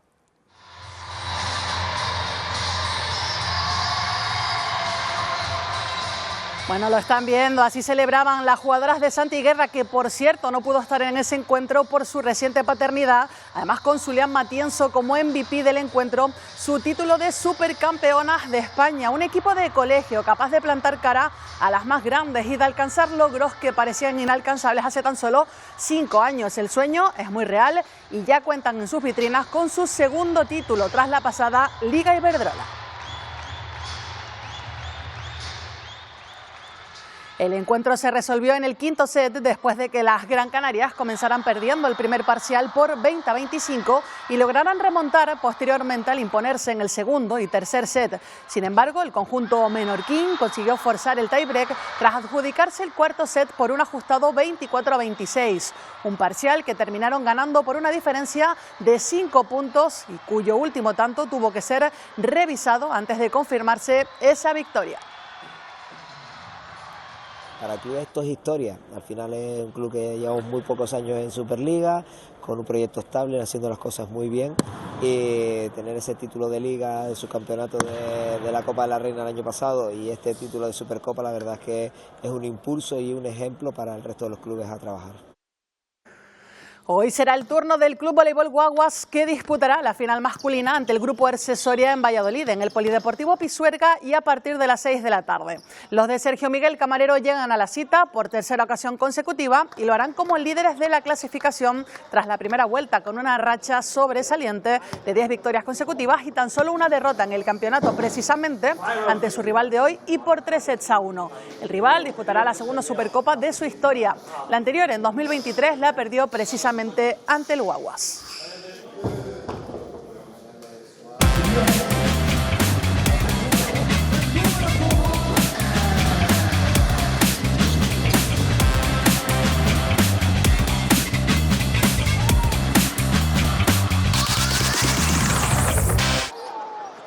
A punto estuvo de completar la remontada a la Laguna Tenerife con el aliento de su afición. El Dreamland Gran Canaria llegó a manejar una renta de 14 puntos en el último cuarto, pero poco a poco se van acercando los aurinegros, que en esta acción que están viendo y por medio de Bruno Fittipaldo estuvo cerca de voltear el choque. Los claretianos manejaron bien el rebote largo para impedir la falta canarista. Derbi de infarto en el Santiago Martín, con la Laguna Tenerife dominando el encuentro durante el primer cuarto con acciones destacadas como esta de Van Beek. Acierto ante un Dreamland Gran Canaria que no le perdía la cara al partido. Los claretianos fueron de menos a más y también aumentó la intensidad en el juego. Fittipaldo se quejó de un golpe en la cara en esta acción y con los nervios saltando de un banquillo a otro se llegó al descanso con el marcador muy ajustado, 29-30. Paso por los vestuarios que le sentó muy bien a los de Chus Vidorreta, aferrados al acierto de un Gio Sermadini que se fue a los 14 puntos y 18 de valoración para liderar a su equipo. Pero el Granca no se dejó intimidar, apretó los dientes y se plantó en el último cuarto, mandando en el electrónico gracias al trabajo coral y al acierto del colombiano Brian Angola. Los de Jacalakovic llegaron a manejar ventajas de hasta 14 puntos, pero una vez más los aurinegros tiraron de fe y corazón para pelear por la victoria hasta el último momento. Fueron recortando la diferencia e incluso pudieron ganar el encuentro, pero Fittipaldo no estuvo afortunado en este último lanzamiento. Creo que hay que poner en valor que nosotros, que veníamos de anotar 30 triples en los 2 últimos partidos, hoy hemos anotado solo 5, porque creo que la defensa de Gran Canaria ha sido notable. Nuestro equipo ha hecho un esfuerzo enorme para jugar este partido en situación de donde veníamos con una necesidad de victorias y al final lo hemos conseguido. Al final, triunfo del Dreamland Gran Canaria 70-71. Los claretianos vuelven a ganar en el Santiago Martín, algo que no ocurría desde 2019. Y en las gradas, ambiente formidable en un Santiago Martín repleto hasta la bandera. Las dos aficiones no dejaron de animar en ningún momento a sus equipos, pese a la tensión y también a los nervios, incluso también enfado. Más allá del resultado, la afición aurinegra no terminó contenta con la actuación arbitral. Sí, es verdad que los dos jugamos bastante mal, muchos tiros fallados, pero es que los árbitros es que no pitaban una. No tuvimos buen arbitraje ni tampoco estuvimos muy acertados, las cosas como son. Bueno, el infarto, pero a más no poder. Después de muchísimos años ha sido un partido duro, pero nos llevamos una alegría para Gran Canaria. Es que nos hacía falta, si perdíamos estábamos muertos, ya nos quedamos sin copa, ya por lo menos seguimos teniendo un hilito de esperanza para poder llegar a ella. Por cierto, el baloncesto no para, habrá competición para nuestros equipos, para la Laguna Tenerife y para Dreamland Gran Canaria este martes y también el fin de semana. Y quien vuelve al trabajo, quien vuelve a los entrenamientos son nuestros máximos representantes en el mundo del fútbol. Hablamos del Club Deportivo Tenerife y de la Unión Deportiva Las Palmas. El conjunto amarillo lo hace hoy y afrontará el estreno de 2026 en Zaragoza sin Ale García, sin Kirian y sin Sandro. Tampoco estará en la primera incorporación del mercado invernal Benedetti. En el Club Deportivo Tenerife, que también vuelve hoy al trabajo, los blanquiazules van a completar 4 sesiones, descansando el jueves para el choque del domingo en el Tajonar ante Osasuna Promesas. El turno para el Costa de Tenerife será el miércoles. Por cierto, el club va a anunciar al nuevo entrenador en las próximas horas. Lo que sabemos es que es joven y que, como Eder Maestre, también será vasco.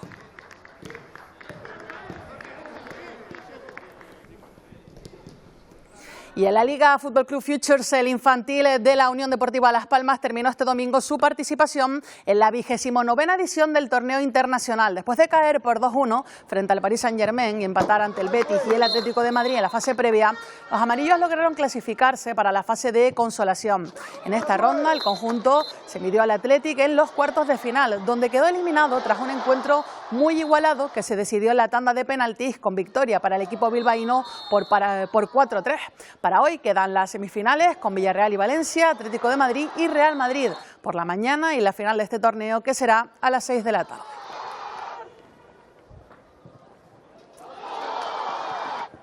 Y Canarias vivió ayer una jornada histórica con Carlos Jiménez High Diving Cup. Es la primera competición de saltos de más de 20 metros en las islas y el espectáculo llenó las gradas del Metrópole dejando un podio con acento canario. 20 clavadistas internacionales han deleitado hoy a una grada con más de 600 personas para vivir una jornada histórica del deporte en Canarias. Que me parece un espectáculo maravilloso y de personas valientes. Ver esta fortaleza de estos chicos, ¿no? Y la gallardía con la que enfrentan sus saltos. Y es que esta primera Carlos Jiménez High Diving Cup ha dejado saltos espectaculares, un podio femenino repleto de especialistas internacionales y un podio masculino con acento canario. Progresión personal, no vine a tener la mejor nota, al final gané. Pues es un orgullo y también estaba bastante motivado. En el momento de los saltos los nervios se quedan aparte.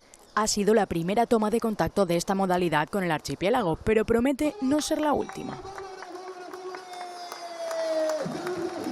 Y del motor vamos ahora a la lucha canaria, un año repleto de espectáculos en los terrenos con un novedoso formato. Estamos hablando del mundo del motor.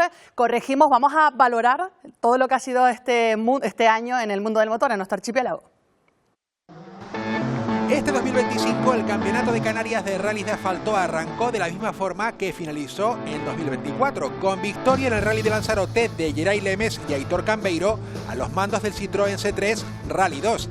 El vigente campeón regional no dio opción a sus perseguidores, Enrique Cruz con su Toyota Yaris Rally 2 y Alexei Lucianus con su Hyundai i20 solo pudieron ser segundos y terceros respectivamente. Fortuna que no sonrió al piloto conejero en la siguiente cita regional. En el Rally Norte de Tenerife la meteorología fue protagonista. La intensa lluvia, el barro, las rachas de niebla y el asfalto resbaladizo provocaron que Lemes perdiera el control de su Citroën sufriendo este aparatoso accidente.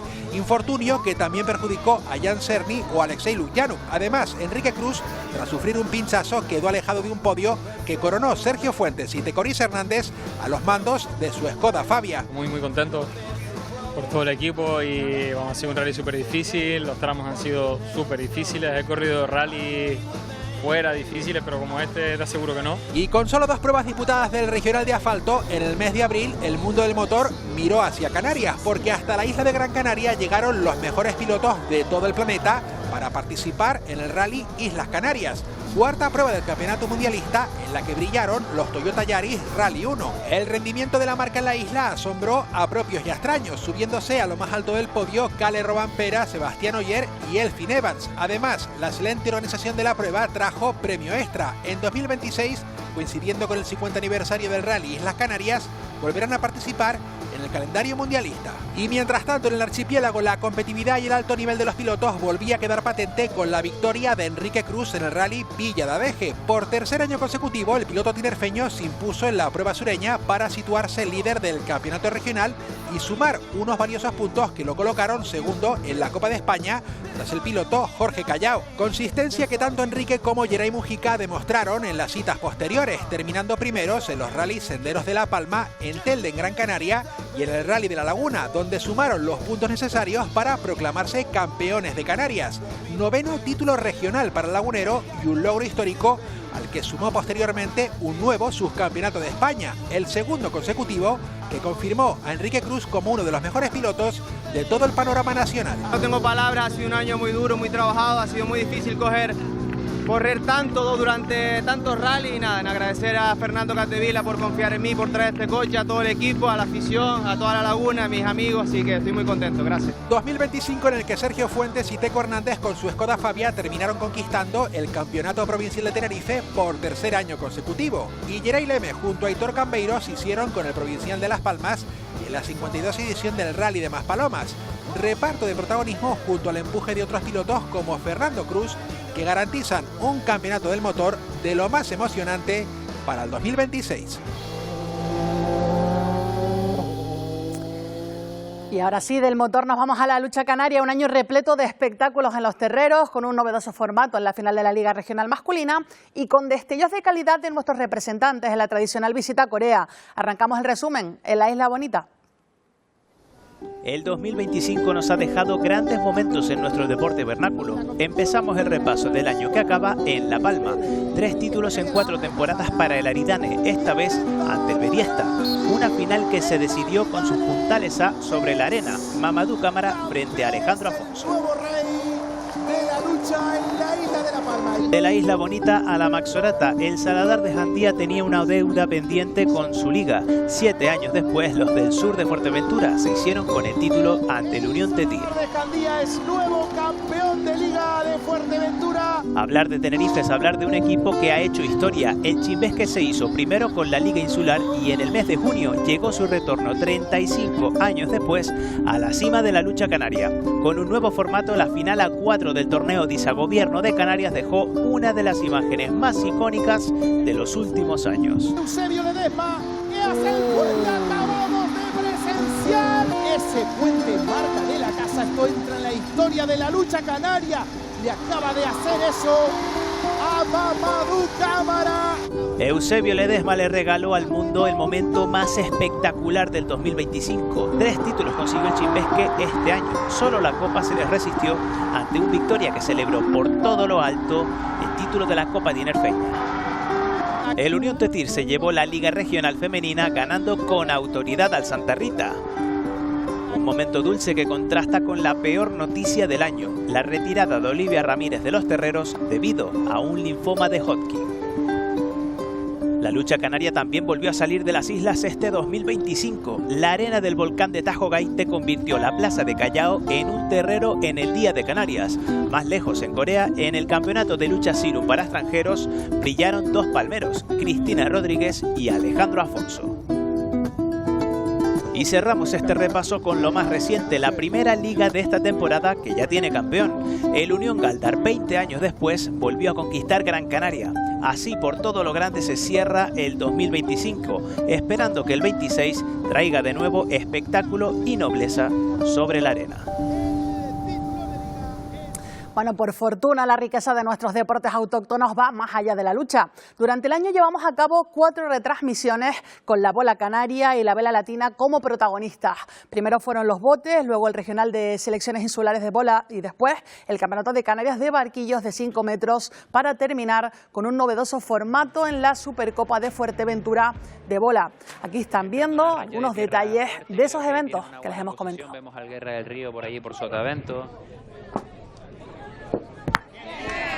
Son hombres corpulentos de 120 kilos, 130, incluso 140, que se tienen que mantener. Vemos los rejos de pulpo, ese cabito que va del palo a sus muñecas. Han cogido unas muñecas. Bueno, pues hasta aquí la información deportiva de este lunes. Pilar, centrada sobre todo en ese título del Heidelberg en voleibol. A ver si esta tarde el Guaguas también hace lo propio y mañana podemos contarlo aquí en Buenos Días Canarias. Ojalá que sea así. Te esperamos mañana, Gracias, Jari. hasta mañana, Pilar. Hasta mañana.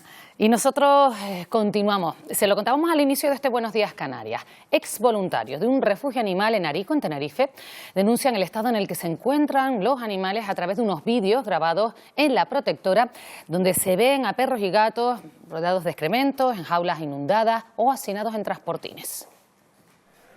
Con estas imágenes, exvoluntarios de este refugio en Arico denuncian el estado en el que han visto a los animales. Como no hay suficientes jaulas, empieza a ponerlos en transportines y pasan la vida, el día, las 24 horas en transportines pequeños. Después pasan mucho frío, se mojan mucho, la comida con piedras, no limpian los comederos, los cubos de agua verde, diarrea. Aseguran que lo han denunciado al Seprona. En las últimas semanas teníamos discusiones ella y yo, y hasta que fui a la Guardia Civil. La amenaza de ella fue, bueno, vete a denunciar al refugio, que si lo cierran, todos estos perros que tú quieres, 80 perros los van a poner todos a dormir. Por su parte, la responsable del refugio manifiesta que ha sido algo puntual a raíz de las últimas borrascas. No estamos perfectos, hacemos lo que podemos con lo que tenemos. Estos dos tienen un problema conmigo y por eso lo hacen. Sus vídeos, todo no está correcto como ellas lo hacen, ellas lo dicen. Porque como el cubo de agua negro, todos los días lo limpiamos, entonces no puede ser. No es verdad, todo eso es planificado. Este es el estado en el que se encuentran hoy los animales. Por el momento, ni la Guardia Civil ni la policía han visitado recientemente las instalaciones. Y nueva protesta este fin de semana de la Plataforma Ciudadana de Telde, en Gran Canaria, en contra de las jaulas marinas situadas en el litoral. Y todo después del episodio de contaminación marina que se produjo en octubre y que provocó la muerte de más de 2.500 toneladas de lubinas y el cierre de varias playas. 2 meses después se sigue investigando la causa. No quieren jaulas marinas en el litoral de Telde. Exigen responsabilidades y que se llegue al fondo del asunto. Pedimos la dimisión del consejero de Pesca y del director general de Pesca porque ha hecho caso omiso a los informes, no nos han atendido, pero bueno, tampoco es nuestra lucha saber lo que ha pasado porque han muerto los peces. Nosotros llevamos con la bahía contaminada en Telde casi 30 años. Cerca de 2 meses después de este episodio, no hay algo claro que diga cuál es el origen de la muerte de los peces. Evidentemente existen varias hipótesis, varios relatos, pero nosotros somos prudentes, escuchamos a todas las partes y lo que está claro es que si las jaulas marinas no estuvieran en esta costa de Telde, esto no se hubiese producido. En el 2018 se aprobó el PROAC, que es el Plan de Ordenación de la Acuicultura en Canarias. Se establecieron zonas aptas para la acuicultura y zonas prohibidas. Esta es una zona prohibida para la acuicultura. A pesar de eso, se le ha prorrogado la posibilidad de continuar hasta el 2029. Mantendrán la protesta hasta que las jaulas desaparezcan de la costa por un mar limpio, playas abiertas y peces libres. 2 meses después de su cierre, la bandera roja continúa ondeando en el Reducto, la principal playa de la capital de Lanzarote. Tanto Ayuntamiento de Arrecifes como el Consorcio de Agua sostienen que los índices contaminantes están por debajo de lo que establece la normativa para permitir el baño. Pero desde Salud Pública reclaman que se localice el foco que está ocasionando el vertido de aguas residuales para poder reabrir la playa. Nos vamos a ir unos minutos a publicidad y a la vuelta hablaremos de la epidemia de la gripe. Continúa su ascenso. Canarias alcanza una tasa de 194 casos por 100.000 habitantes. Se recomienda usar mascarilla en los centros sanitarios. Hoy hablaremos en este Buenos Días Canarias con el jefe de la Unidad de Vigilancia Epidemiológica del Servicio Canario de Salud. Les esperamos.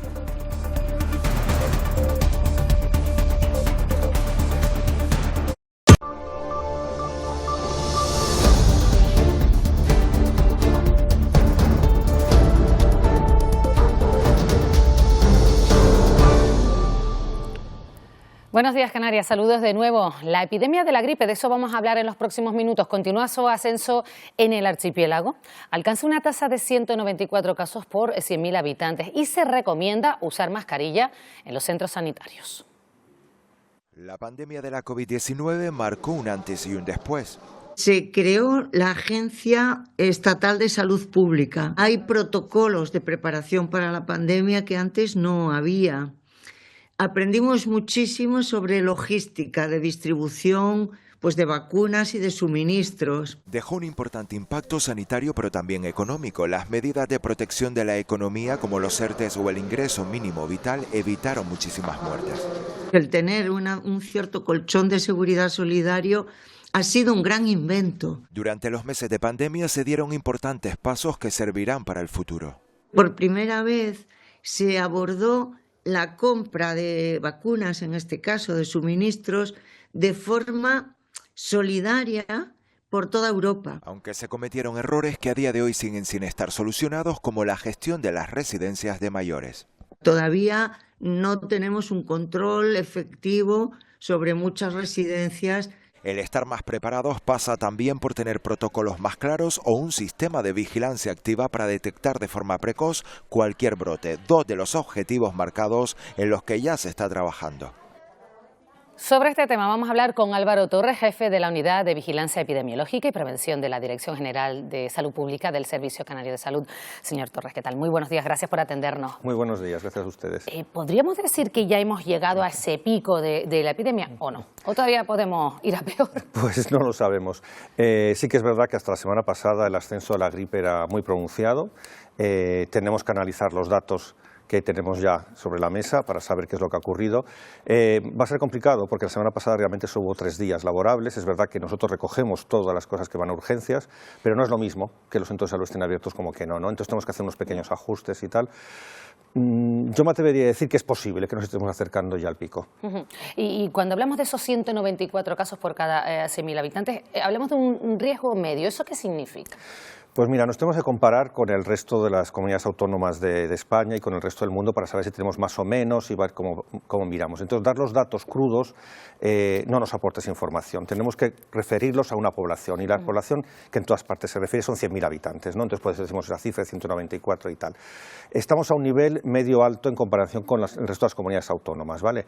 Pero dentro de lo que es Canarias nos ponemos con nuestro histórico, qué es lo que nos ha pasado en los últimos 10 años. Y entonces por eso comparamos con nosotros mismos, no con Andalucía ni con Galicia, y vemos que estamos a ese riesgo medio. ¿Y se supera el pico respecto al año pasado a estas alturas? Sí. Estamos además con unas 4 o 5 semanas de adelanto. Lo habitual es que sea en enero, este año nos hemos adelantado. ¿Y aquí la incidencia es menor o mayor que en la península? Depende de las comunidades autónomas. Ya. Digamos que estamos entre las 5 que tienen más, siempre la Comunidad Valenciana suele tener más, pero eso también depende no solo de los casos de gripe que hay en la comunidad, sino de los sistemas de vigilancia que cada uno tengamos, ¿no? Canarias es muy exhaustiva, por eso estamos siempre en el top 5, ¿no?, de las comunidades autónomas. ¿Y este año, como suele decirse en la calle, está más fuerte la gripe este año que en otras ocasiones? Pues no me atrevería a decir que sea más fuerte. La variante de gripe que nos está afectando, que es la que afecta a toda Europa, que es la del subgrado K, es mucho más difusible, se contagia mucho más, a los hechos me remito, porque tenemos más casos, pero no parece que eso se acompañe de gravedad. La gente que está en los hospitales, lógicamente, es un porcentaje de los casos que hay en la calle, entonces tenemos más gente ingresada, pero no se ve que sea por el clado K, sino simplemente es un porcentaje de lo que hay en la calle. ¿Y a qué colectivo, me refiero, a qué edades está afectando especialmente esta gripe este año? Pues, como siempre, está afectando a los extremos de la vida, sobre todo a los niños. La semana pasada teníamos 5.000 niños por 100.000 habitantes, es decir, un 5% de las criaturas. ¿Y cómo lo están llevando los más pequeños de la casa? Ellos con alegría, como de costumbre. Se mezcla con las navidades, con las vacaciones. Ellos van rompiendo todo de la misma manera que lo rompían antes. El problema son los padres, ¿no? Que tenemos que ir detrás de ellos, ¿no? Sí, los niños se afectan muchísimo y son los que pueden ir contagiando al resto de la población, eso sí que es verdad. Claro, a ver si los vamos a dejar con los abuelos, que también es otra población sensible, ¿no? Justo en estos días. Efectivamente, tenemos entre 900 y 1.000 casos por 100.000 habitantes, es decir, un 0,91% de los mayores de 75 años están teniendo infección respiratoria y en ellos es mucho más grave, claro. Claro, hay que tener especial cuidado. Bueno, ¿y cuál es el protocolo a seguir ahora? Hemos destacado esa recomendación obligación de usar la mascarilla en los centros sanitarios, Sí. de momento. Lo primero es estar vacunado en las poblaciones en las que se indica en el protocolo canario, que realmente es una adaptación del protocolo nacional, ¿no? Entonces, eso es lo primero, porque la vacunación es la herramienta que tenemos más eficaz para evitar estos procesos. Una vez que uno ya está constipado, porque es verdad que la vacunación solo protege del COVID y la gripe, ¿no? Pero una vez que uno está constipado, parece bastante razonable que si vas a estar en contacto con otras personas te pongas una mascarilla quirúrgica bien puesta que cubra nariz No y solo boca. cuando vayamos a un centro. Por supuesto, eso lo recomendamos desde el inicio, incluso en verano, ¿no? Si usted está constipado y va a estar en un sitio, pues yo que sé, una guagua, o vas a ir al cine, o vas a estar en un ámbito colectivo, en las reuniones familiares. No hay que tener especial cuidado. Exacto, y entonces, bueno, pues higiene de manos, lo que llamamos etiqueta respiratoria, que si vas a toser sea en el ángulo interno del codo o en un pañuelo, que sería mucho más cómodo, lo puedes tirar en cualquier sitio, el pañuelo, en cualquier basura normal. Y si no, pues te pones una mascarilla quirúrgica, no la FFP2, que es más incómoda de llevar, basta una mascarilla quirúrgica. De acuerdo, esa azulita, ¿no? La que vemos la Correcto, pero que tape nariz y boca, Vale, porque hay mucha gente no por que debajo de la nariz. Efectivamente, eso no puede ser. La vacunación, ¿cómo marcha la campaña? Porque está a punto de concluir. ¿Se ha animado la gente a vacunarse? ¿Hay vacunas de sobra? Sí, la campaña oficialmente termina el 31, pero estamos adquiriendo vacunas durante todas estas semanas, ¿no? Porque se adquiere un grupo muy importante de vacunas, se adquiere antes de verano, para la primera fase de la campaña, que es cuando todo el mundo va en tropel a los centros de salud, pero luego vamos adquiriendo vacunas a lo largo de la campaña según vamos viendo cómo va. Y este año tenemos un 15% más de vacunaciones que la temporada pasada, por eso estamos contentísimos, ¿no? Y cuando se va a vacunar de la gripe, ¿también se les ofrece poderse vacunar del COVID? Sí, correcto, a una parte de la población, no a todas. El COVID afecta a gente más mayor que la gripe y entonces nosotros, mientras que la gripe ofertamos a mayores de 60, el COVID ofertamos a mayores de 70. Luego no lo ofertamos a los niños, que si ofertamos gripe, hay unas pequeñas diferencias que en los centros de salud se saben y cuando tú reúnes las dos condiciones se te ofrecen las dos vacunas.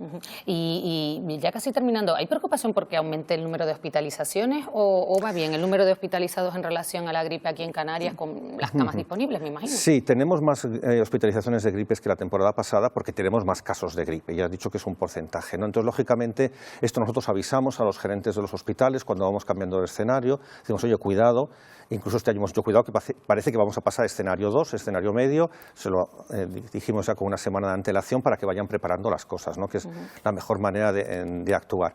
Sí, tenemos unos poquitos más de enfermos que el año pasado, que la temporada pasada, pero yo no creo que llegue a ser una cifra preocupante, es manejable. Álvaro Torres, jefe de la Unidad de Vigilancia Epidemiológica y Prevención de la Dirección General de Salud Pública del Servicio Canario de Salud, muchísimas gracias por habernos dedicado estos minutos, sin duda muy útiles para toda la audiencia, en este momento en que yo me he librado de la gripe, no sé, ¿usted se ha librado Yo estoy o no? vacunado. Está vacunado. Yo me vacuno todos los años. ¿Por qué? Porque tengo más de 60, podría decir cualquier otra cosa. Muchísimas gracias, Gracias a por ustedes. habernos atendido, señor Torres, que tenga un buen día y un buen comienzo de año. Muchas gracias, 2026. lo mismo os digo. Bueno, nosotros continuamos con más asuntos. 6 años después de la pandemia, la realidad a la que se enfrentan los sanitarios tiene un nombre, síndrome del quemado, es un estado de agotamiento físico y mental que se traduce en la pérdida de vocación. La sobrecarga laboral, dicen, y la escasez de personal está mermando su salud. Las bajas por estrés o ansiedad son cada vez más habituales. Hay casi un 40% de personal que está de baja. Los técnicos de cuidado auxiliar en enfermería es el personal que está más quemado. María Isabel pertenece a esta categoría y asegura que está llegando al límite. Depresión, ansiedad, no quererme levantar de la cama. Por el estrés laboral, ves que tienes de 8 a 10 pacientes para ti sola, la administración que nos exige, pero después no cumple sus deberes y obligaciones con el trabajador. Asegura que ni siquiera tiene tiempo para preocuparse por su salud. Nos han quitado también el permiso para ir al médico. Piensa que no aguantará mucho más en esta situación. He pensado en tirar la toalla, en cogerme una baja y decir hasta aquí llegué o replantearme el marcharme a otra profesión. La Organización Mundial de la Salud calcula que en 2030 faltarán más de 18 millones de sanitarios. En Europa estipulan el déficit en 4 millones. El Parlamento Europeo atribuye este problema a la pandemia y a la falta de planificación y previsión de las administraciones para contratar personal. 4 años después de que se apagara el volcán Tajo Gayte, la reconstrucción sigue su camino. Compensaciones a viviendas y suelo agrícola o la retirada de contenedores y casas prefabricadas son parte de los trabajos que se acumulan sobre la mesa de la Viceconsejería de Recuperación Económica y Social de La Palma. No se puede recuperar la parte emocional, pero sí la patrimonial. Los 100 millones del remanente que se reparten a toda prisa en estas últimas semanas es un proceso casi finalizado. Las compensaciones avanzan en primera vivienda, suelo platanero, y ahora se irá por la segunda y resto de cultivos, además de otras edificaciones. Un plan aún a mitad de camino. No podían caminar, no podían tener un proyecto de vida, porque con 90.000 euros nadie podía afrontarse la aventura de construirse una casa. Hoy esas personas pues ya tienen la oportunidad, porque han cobrado a lo largo del año 24 al año 25, de ir a solicitar una licencia y de tener no solo esa posibilidad de recuperar su vida, sino también la ilusión de hacerlo. La imagen dura sigue en los contenedores y casas prefabricadas retiradas poco a poco. Se han quitado contenedores, esta semana mismo se están sacando 2 contenedores, pues son familias que ya han cobrado en el año 24 o durante el año 25 y ya tienen una oportunidad de poder salir, bien porque se compran una vivienda, bien porque se construye una vivienda o por lo que decidan. Ya son 1.400 beneficiados y otros 600 en camino. La senda de la normalidad es tortuosa, pero tiene un sentido único. Bueno, y vamos con más asuntos. Hoy hablamos de la gripe, hemos hablado hace tan solo unos minutos y vamos ahora a saludar a nuestra compañera Eva Trujillo. Va a contarnos qué es noticia a esta hora, de qué estamos hablando. Adelante, Eva. Sí, Pilar, pues lo veníamos contando, estamos pendientes del tiempo, un fuerte temporal que está afectando a varias comunidades del sur de España. En Granada, en concreto, los servicios de emergencia han localizado el cuerpo sin vida de un motorista que fue arrastrado por la corriente de un arroyo. También continúa la búsqueda de un desaparecido en Málaga después de que un río arrastrara la furgoneta donde iba conduciendo. Son algunas de las dramáticas consecuencias de este temporal que, como decimos, está azotando a la península y que sigue dejando fuertes precipitaciones. Era el momento en que los equipos de emergencia encontraban la moto del joven que fue arrastrado por un arroyo en Granada. Su cuerpo fue localizado sin vida a las 12:30 de la noche. En otra provincia andaluza, en Málaga, se busca a uno de los 2 hombres cuya furgoneta fue arrastrada por la corriente de un río. Este domingo la Guardia Civil hallaba sin vida el cuerpo de uno de ellos. Importantes crecidas de ríos y arroyos, consecuencia de un temporal que deja lluvias intensas, con hasta 230 litros por metro cuadrado en Valencia. Región donde deja varios desalojos preventivos y problemas en la red de transportes. Fuertes precipitaciones que ya abandonan la península, aunque continuará la lluvia en la Comunidad Valenciana, Baleares y Almería. Y Donald Trump y Zelensky ven el acuerdo de paz que ponga fin a la guerra entre Ucrania y Rusia más cerca tras su reunión mantenida en Florida. Una cita que duró 2 horas. Aseguran que quedan algunos asuntos espinosos todavía por tratar. El mandatario estadounidense recibirá a los líderes ucranianos y europeos en Washington en enero.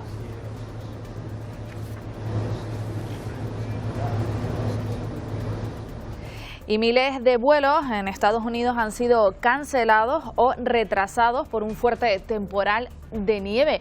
Más de 8.000 vuelos tuvieron que ser cancelados y 14.000 retrasados. En Nueva York se registró una acumulación de 10 centímetros de nieve. A esta hora ya la situación ha mejorado. Y el volcán Etna ha entrado en una nueva fase de erupción. Ahí lo ven, sorprendía a los esquiadores con fuertes explosiones en Sicilia, en Italia. Una alerta roja debido al posible riesgo para la navegación aérea, aunque de momento los vuelos no se están viendo afectados. La imagen es espectacular, lava con nieve, un impactante contraste entre lo blanco del paisaje invernal y el rojo incandescente que nos deja el volcán.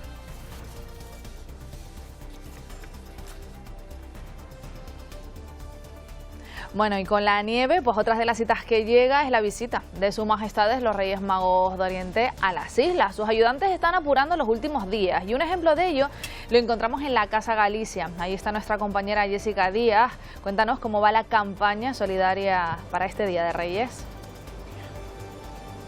Buenos días, Canarias. Pues la campaña ha sido un poco complicada, pero con trabajo de todos los voluntarios de aquí de la Casa de Galicia han conseguido cumplir con los objetivos. Y vamos a hablar de esta campaña con Maruchi García, que es la tesorera de la Casa de Galicia y una de las coordinadoras de la campaña Vázquez Reyes. Buenos días. Buenos días a todos. Como decimos, ha sido una campaña complicada, sobre todo porque han aumentado las peticiones. Pues sí, han aumentado las peticiones, ya nos habían avisado en octubre con las reuniones con todos los servicios sociales de la isla en general. Pero bueno, afortunadamente al final vamos a llegar al objetivo, cerraremos mañana, pero yo creo que el objetivo se va a cumplir. También complicaciones porque han disminuido las donaciones. Han disminuido las donaciones, han llegado muy tarde las que estaban previstas para mediados de mes y hay que tener en cuenta que nosotros, para poder atender de forma personalizada a toda la familia, comenzamos a atenderles desde el día 17 de noviembre.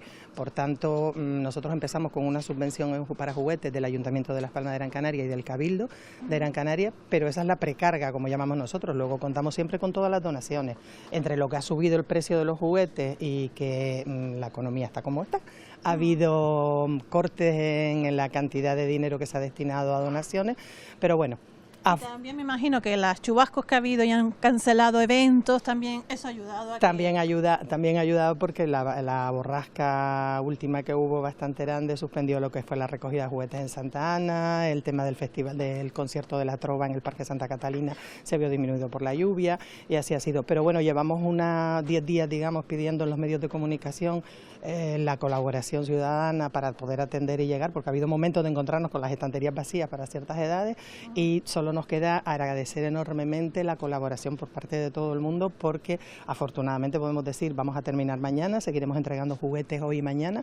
Nos faltarían a lo mejor algunos para niños de 8 a 12 años, pero el resto ha sido una maravilla porque la ciudadanía ha respondido perfectamente. Maruchi, ¿ya podemos hablar de cifras de cuánto ha sido de donaciones y cuántas personas se han ayudado? No, eso hasta que no termine la campaña no, porque eso está en la base de datos y aún no sabemos exactamente cuánto es. Vamos a cumplir el objetivo, eso seguro que sí, y el año pasado que se atendieron a unas 2.700 familias, creo que estamos como un 20% por encima, pero eso hasta más tarde no lo podremos confirmar. Maruchi, muchas gracias por atendernos y felicidades por todo el trabajo que han realizado. Muchísimas gracias y que la magia de los Reyes Magos no pare.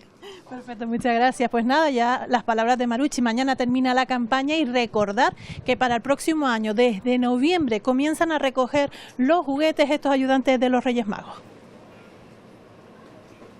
Bueno, y les contábamos que estábamos pendientes del rescate de una patera, ya ha arribado al puerto de Los Cristianos. Son 40 hombres y parece ser que están en buen estado de salud. De momento, esto es todo por nuestra parte. Si quieren ponerse en contacto con nosotros, les recuerdo nuestro número de teléfono es el 679-773-238, o si prefieren un correo electrónico, pues a oficinadelespectador@tvcanaria.tv. Ahí pueden dejarnos su mensaje o sus denuncias y cada miércoles, ya lo saben, intentaremos darles una respuesta, una solución por parte de las instituciones. Pues hasta aquí nuestro programa de hoy y nos vamos a ir con esa imagen que nos llega en directo desde el pabellón Quico Cabrera en Santa Cruz de Tenerife. Van a ver cómo decenas de familias hacen cola desde primera hora de la mañana para hacerse con una de las entradas para ver a sus majestades llegar el próximo 5 de enero al estadio Heliodoro Rodríguez López.